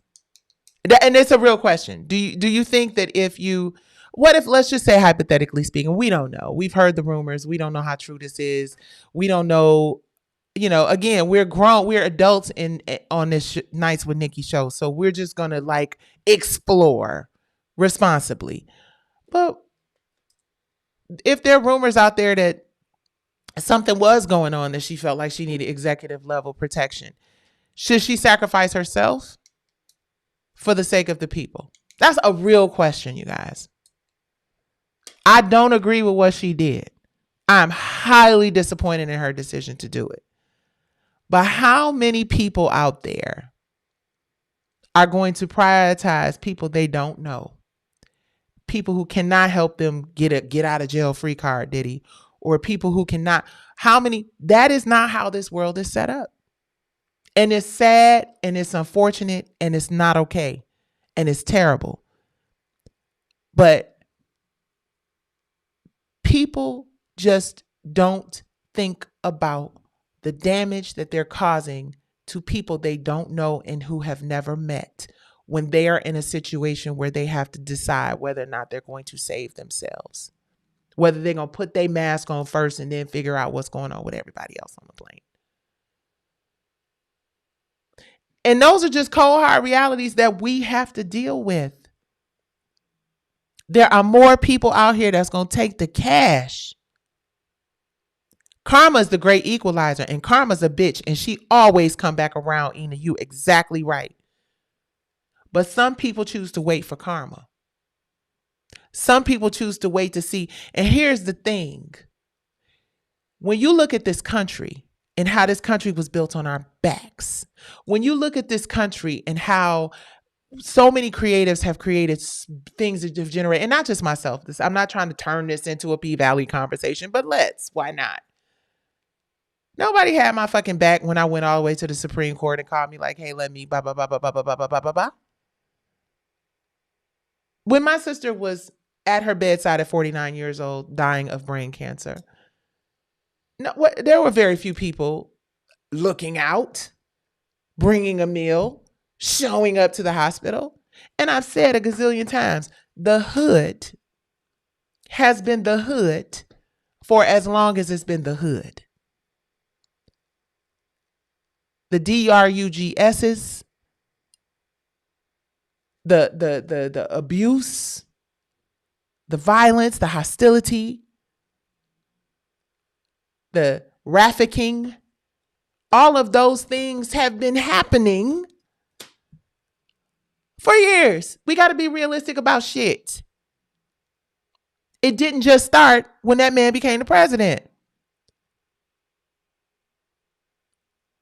It didn't start when Barack Obama became the president. This country, since we have been here, has been a troubling thing for us to navigate. It has monetized and capitalized off of our trauma and our division. It has shown us a constant loop of whack-ass records that describe us as nothingness.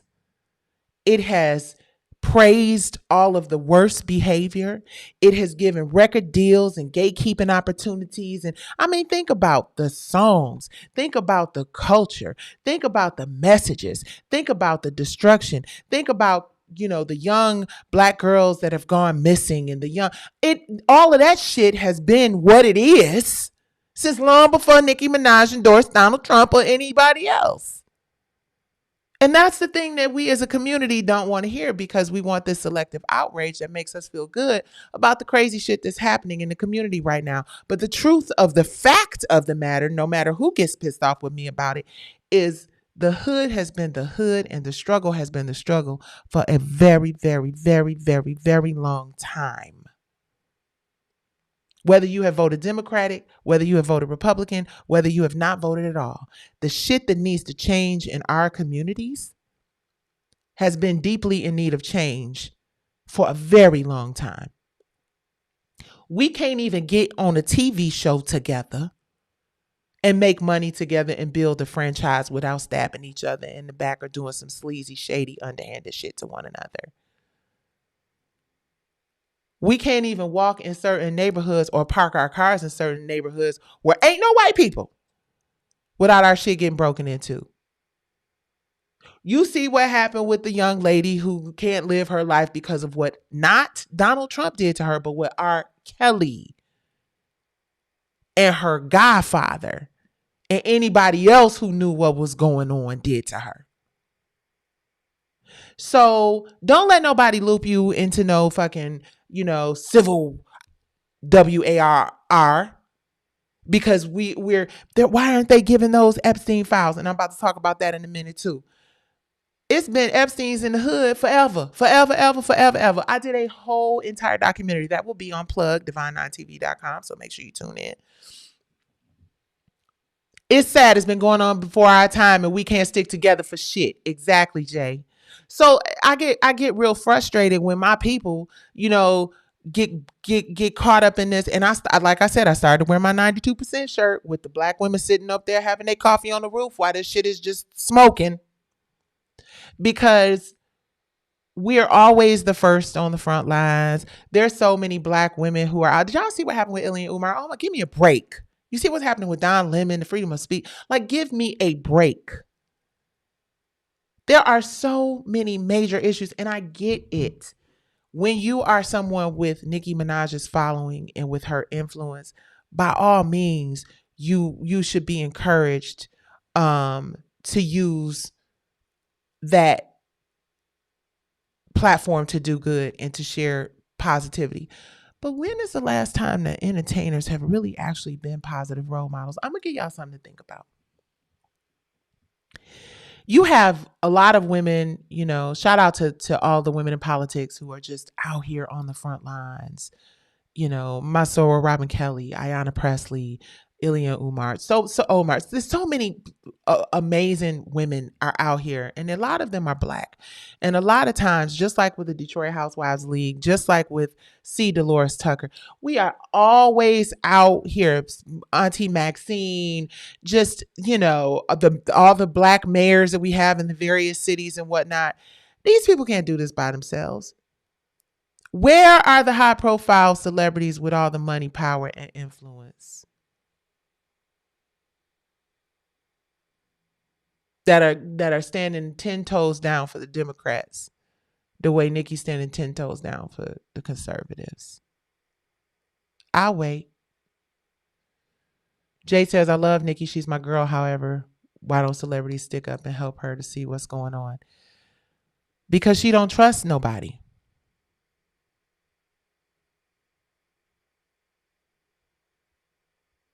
Because she doesn't trust anybody. If Nicki eventually said I had to do it for my family, I definitely would understand. So will we understand? Ubiquitous Black says, whatever happened to integrity? People thinking about themselves and not about our community is why we're so torn apart.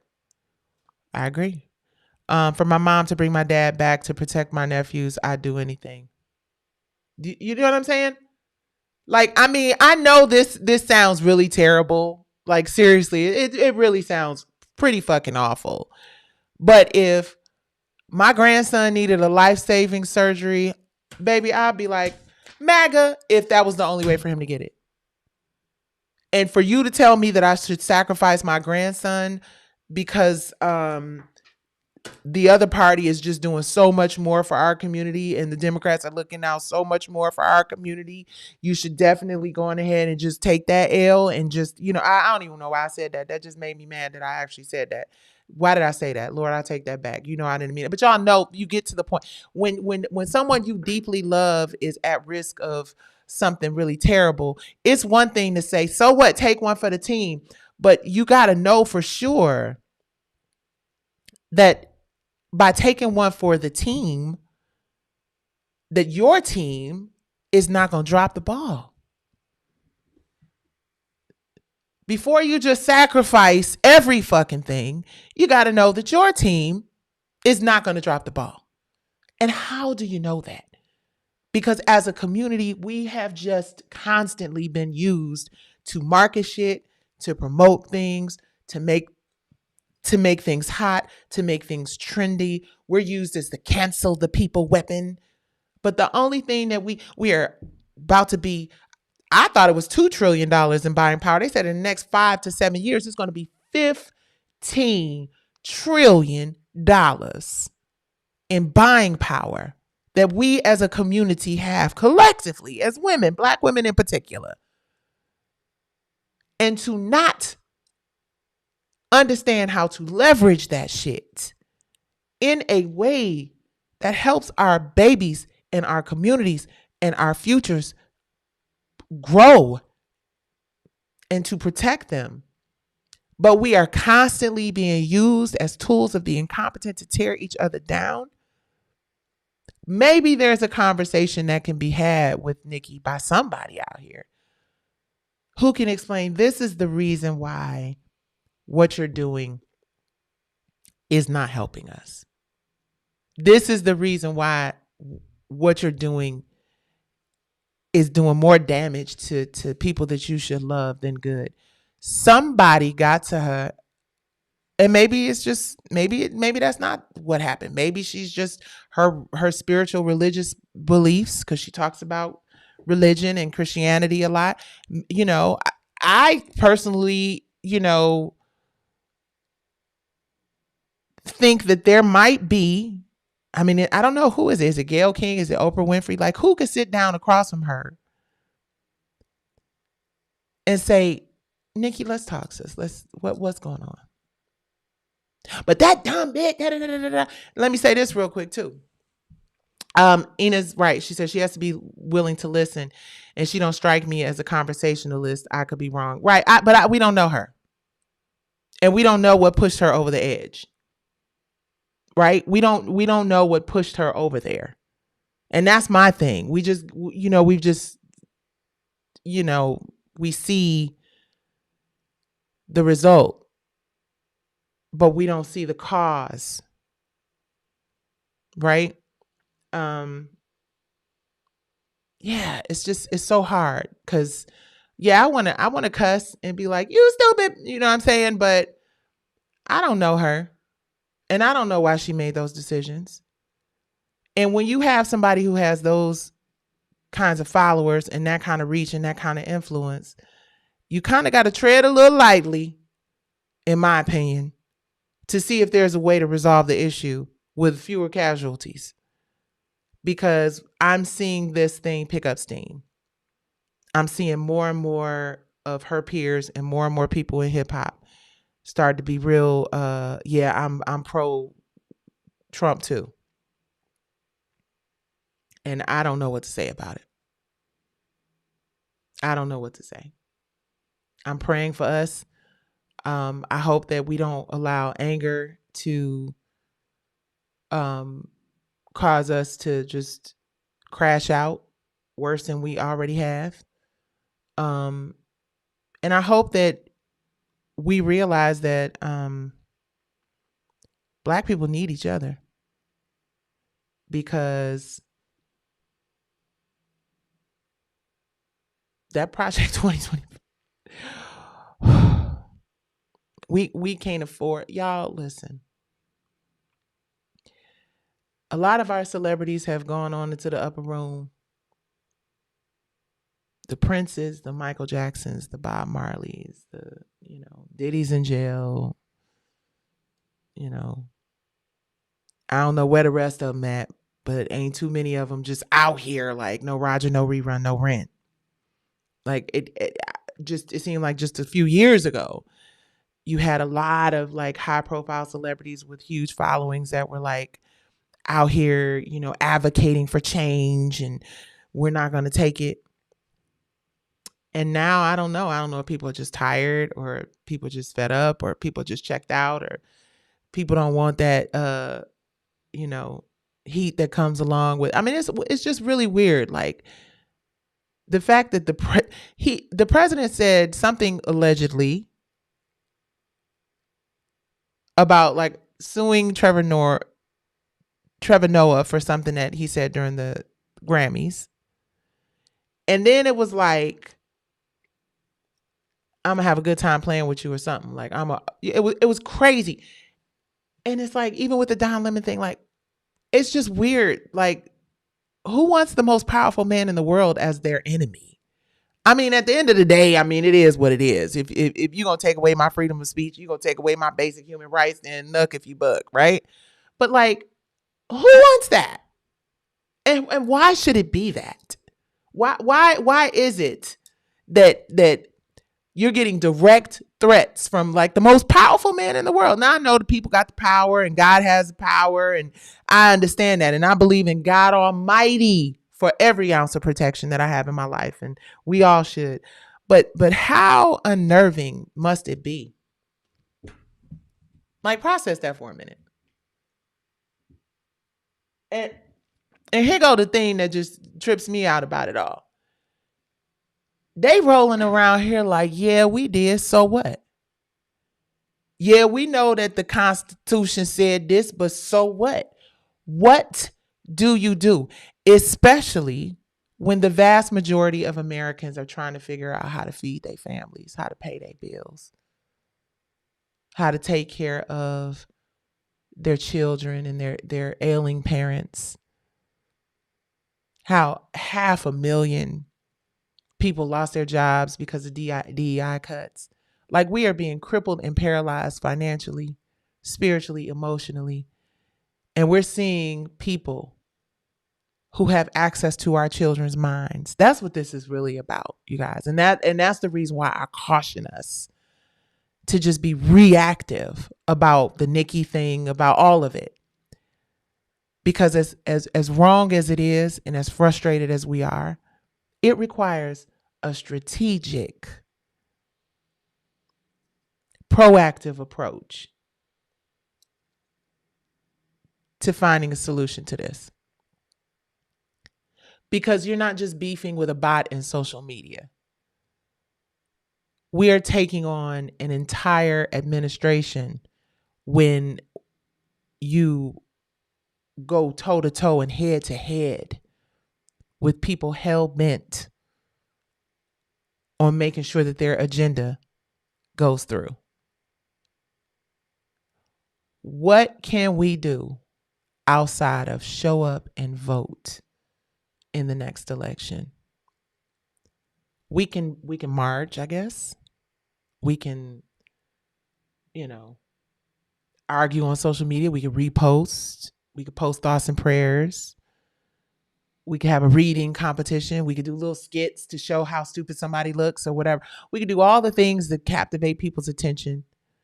But what is the actionable thing that we can do that actually leads us in the direction of progress? I'm going to tell y'all. Economic protests are the most effective form of fuck around and find out that the collective of us average income folks can leverage. The most important thing that we can leverage is deciding where and how we spend our money, because everybody clearly knows that what's happening in this administration is hyper-focused on economic progress. That is why March 23rd, y'all motherfucking asses is finna get this incredible story. Detroit Housewives League.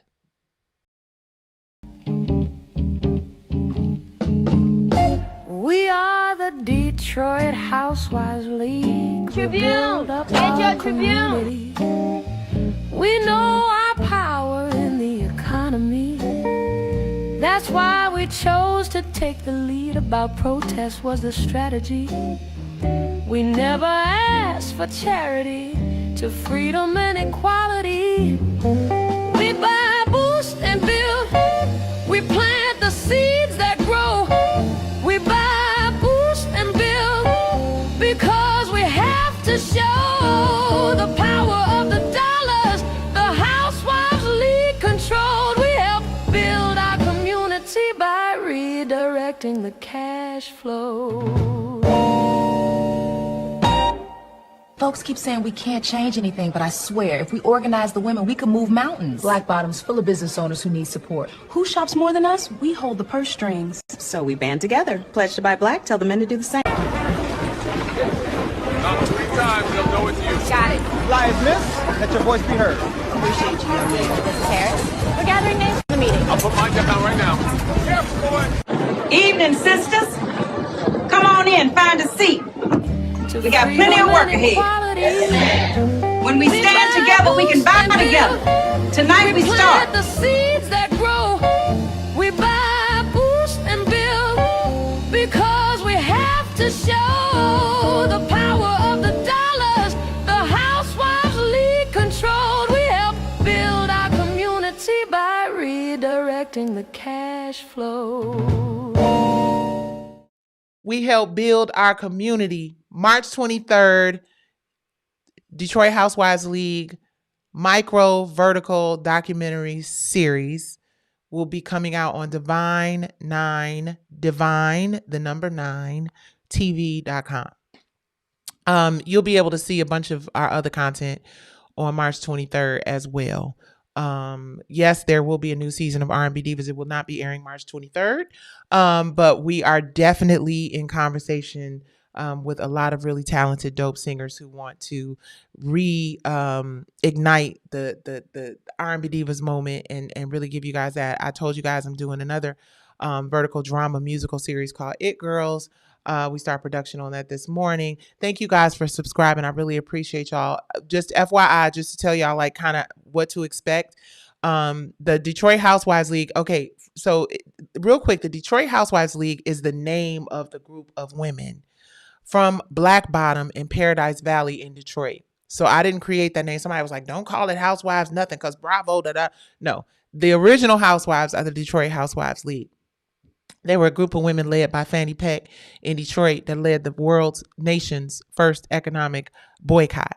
Buy from our community, boost Black-owned businesses, and build our community based on redirecting the cash flow back into our communities. We can talk about Nicki Minaj all day. We could talk about and I'm gonna share this Melinda Gates thing with you guys real quick, and then I'm gonna get out of here. So important for me to share this. I keep doing these long ass lives. I apologize, but it's a lot of information. I'm old. But you know, we could talk about the Epstein stuff. We could talk about all of those things. And let me be clear about something.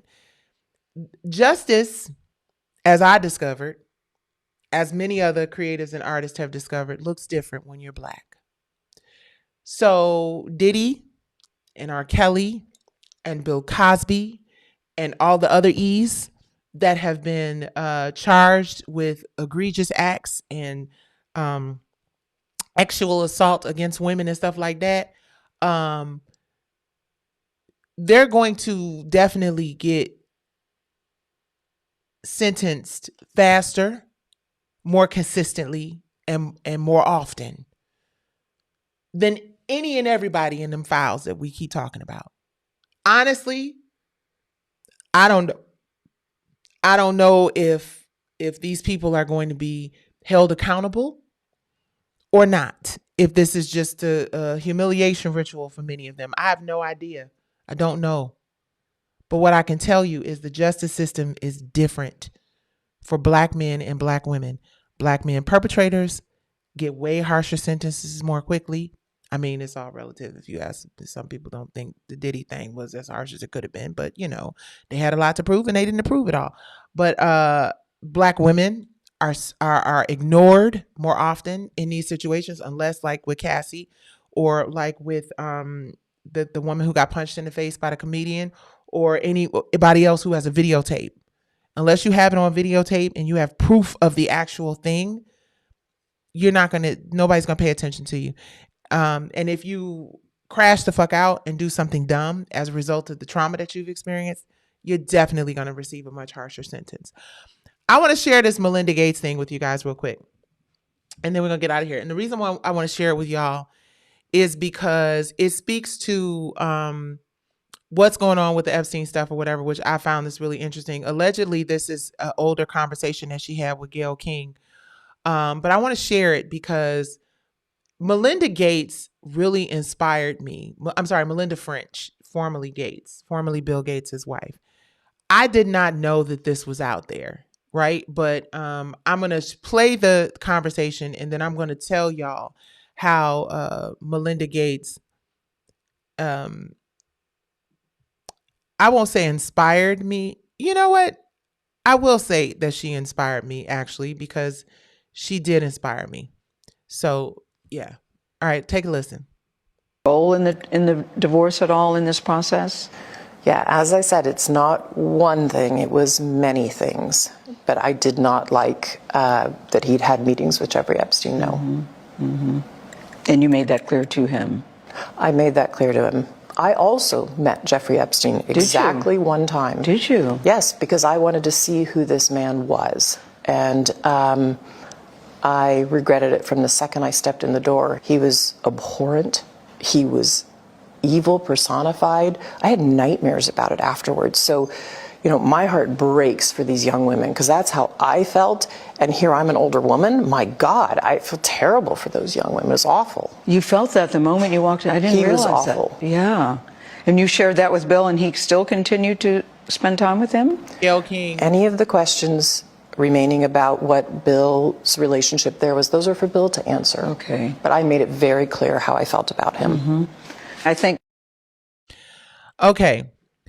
So that is Bill Gates's ex-wife, Melinda Gates. You guys, real quick, let me say this before I forget. Everyone, please make sure that you watch the Michelle Obama documentary Becoming on Netflix this weekend. We need it to become the #1 Netflix movie instead of the Melania movie, which is currently, I guess, out there. So you guys, please make sure that you tune into Michelle Obama's Becoming on Netflix this weekend. First weekend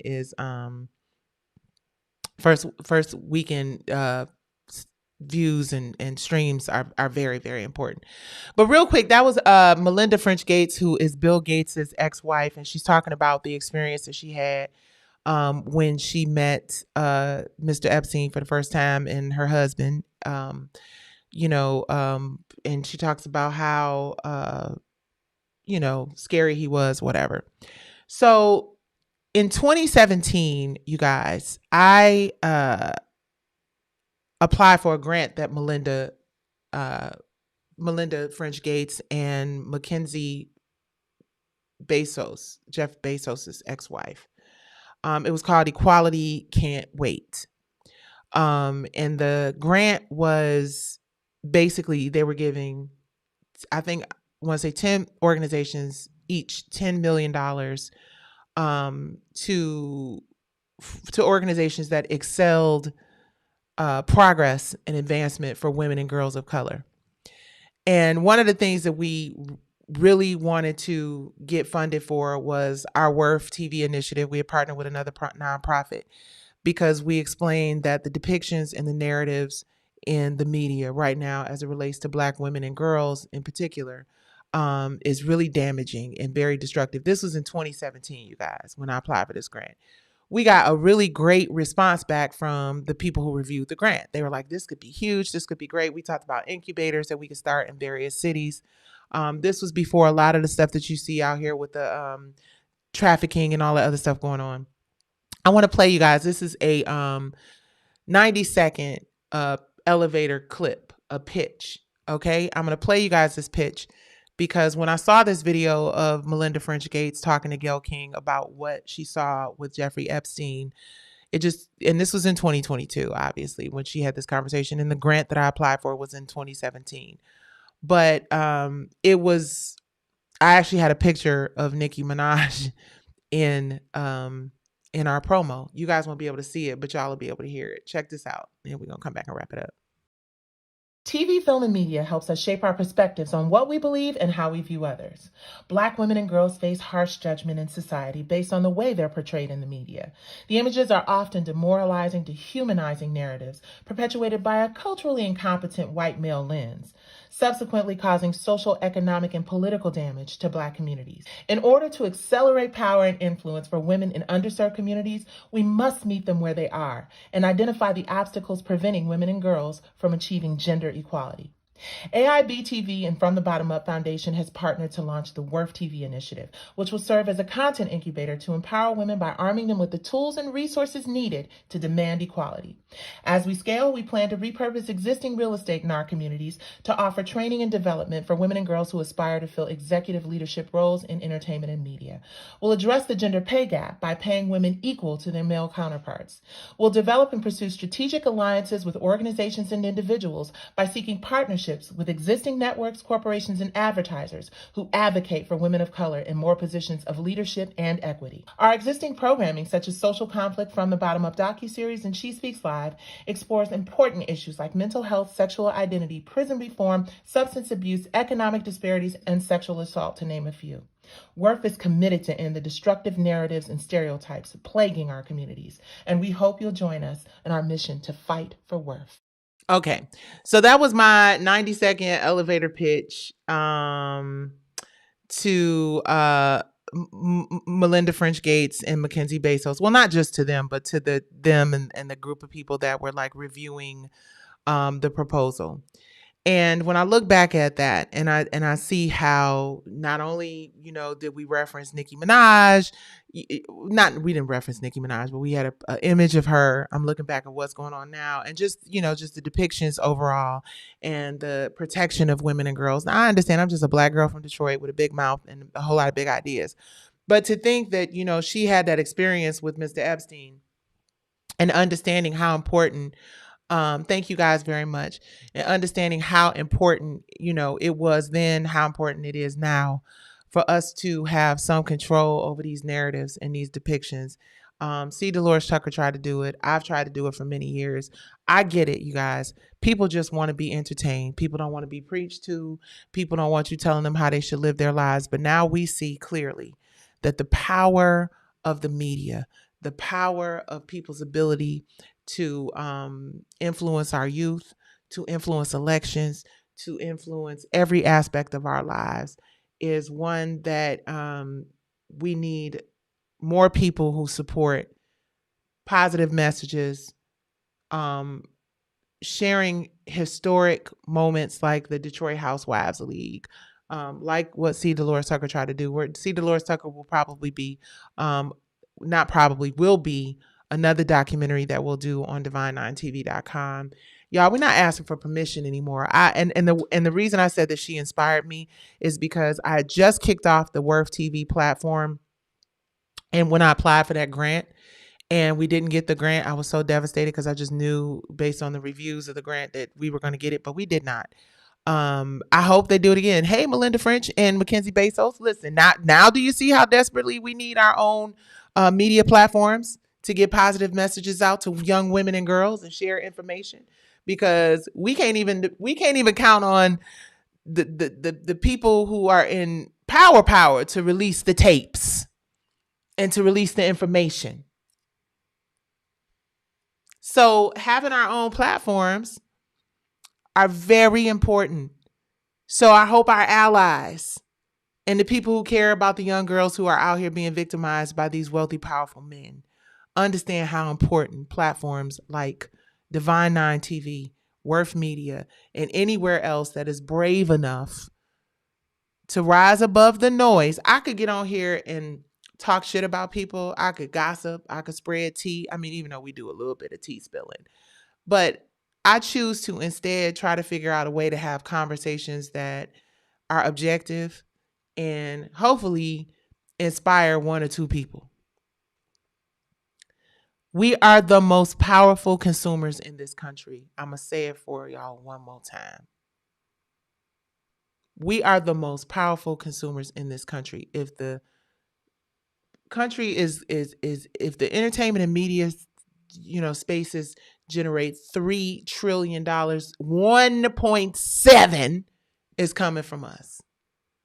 We have to learn how to redirect the cash flow, redirect the attention, pour into our youth, stop criticizing things that we don't like, and start proactively coming up with solutions for the things that we don't like. Nobody cares how mad we get. I had a very powerful, wealthy white man tell me, if it doesn't get over 1 billion impressions, my team doesn't even bring it to me. I don't even want to hear about it. Numbers don't lie, people do. And in order for us to be impactful in our communities, we got to get this numbers game up. Buy, boost, and build. That is why I hope that my people, and y'all my people, Because I've been praying.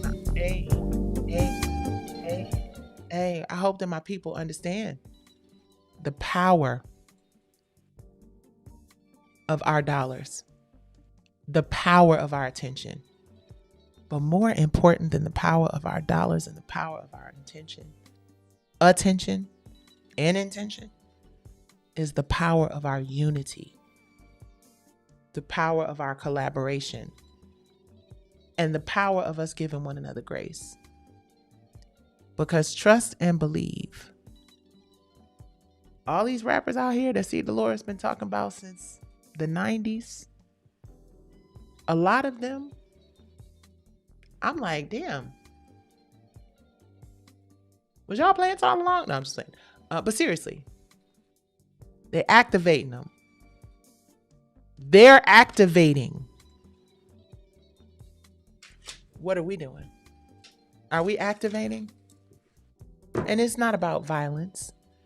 And it's not about hostility. It is about unity and progress and being more proactive than reactive. Nikki is Melissa, I need your help. I want to share my story. Oh, Lord. Okay, Mother Diva House, we'll have that conversation. I am not a lawyer, but I don't ever want to see anybody, struggle and need advice and not be able to give it to them. But yeah, we have to talk about that.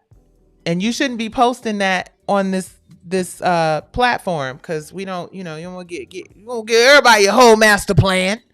Thinking of a master plan ain't nothing but sweat inside my hand. All right, you guys, it's been 2 hours. I appreciate y'all for sitting here listening to my long-winded ass share information. Listen, be clear. You may not agree with what I've said in this live. You may agree. The point is, whatever you can do where you are in your space, contribute some way to the advancement and the welfare and the empowerment economically, mentally, physically, and spiritually of our people. Because y'all, I'm telling you, we all we got. And I don't just mean Black people. Like-minded people aren't always the same color. I'm going to say it again. Like-minded people, allies, ain't always the same skin color. Just like we know all skin folk ain't kinfolk. Find your tribe. Find people who want to progress and improve our community. Please, y'all, the biggest thing that you could do to help me is to go to worthtv.com, YouTube, and hit the subscribe button. Share these videos, share these conversations. We ain't got to be the biggest. We don't have to have the most people watching, but we do need to be one of the smartest. I appreciate you guys so much for hanging out with me. And I'm praying for each and every one of y'all. Please continue to pray for me and mine. Let's pray for our youth. Let's pray for these hip hop artists who, in my opinion, they're just misguided, and some of them are probably hurt and some of them are probably angry. And it's a lot of people out here handing their asses to them. I just don't want to be, that person. I'm Auntie NickI, and I'm always going to come from a place of love, even if it's tough. All right, you guys, it's Nights with NickI. I love you guys. I appreciate y'all. Thank y'all so much for hanging out with me. I'm going to go my ass to bed. Kato, you coming to say goodnight? Kato's like, look, I'm asleep.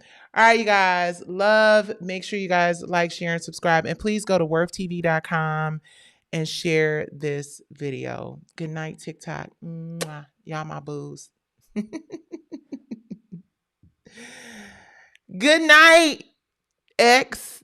Good night, Facebook. Good night, LinkedIn. And good night, Worth TV. You're watching Nights with NickI. Please come back tomorrow. Same bad time, same bad channel.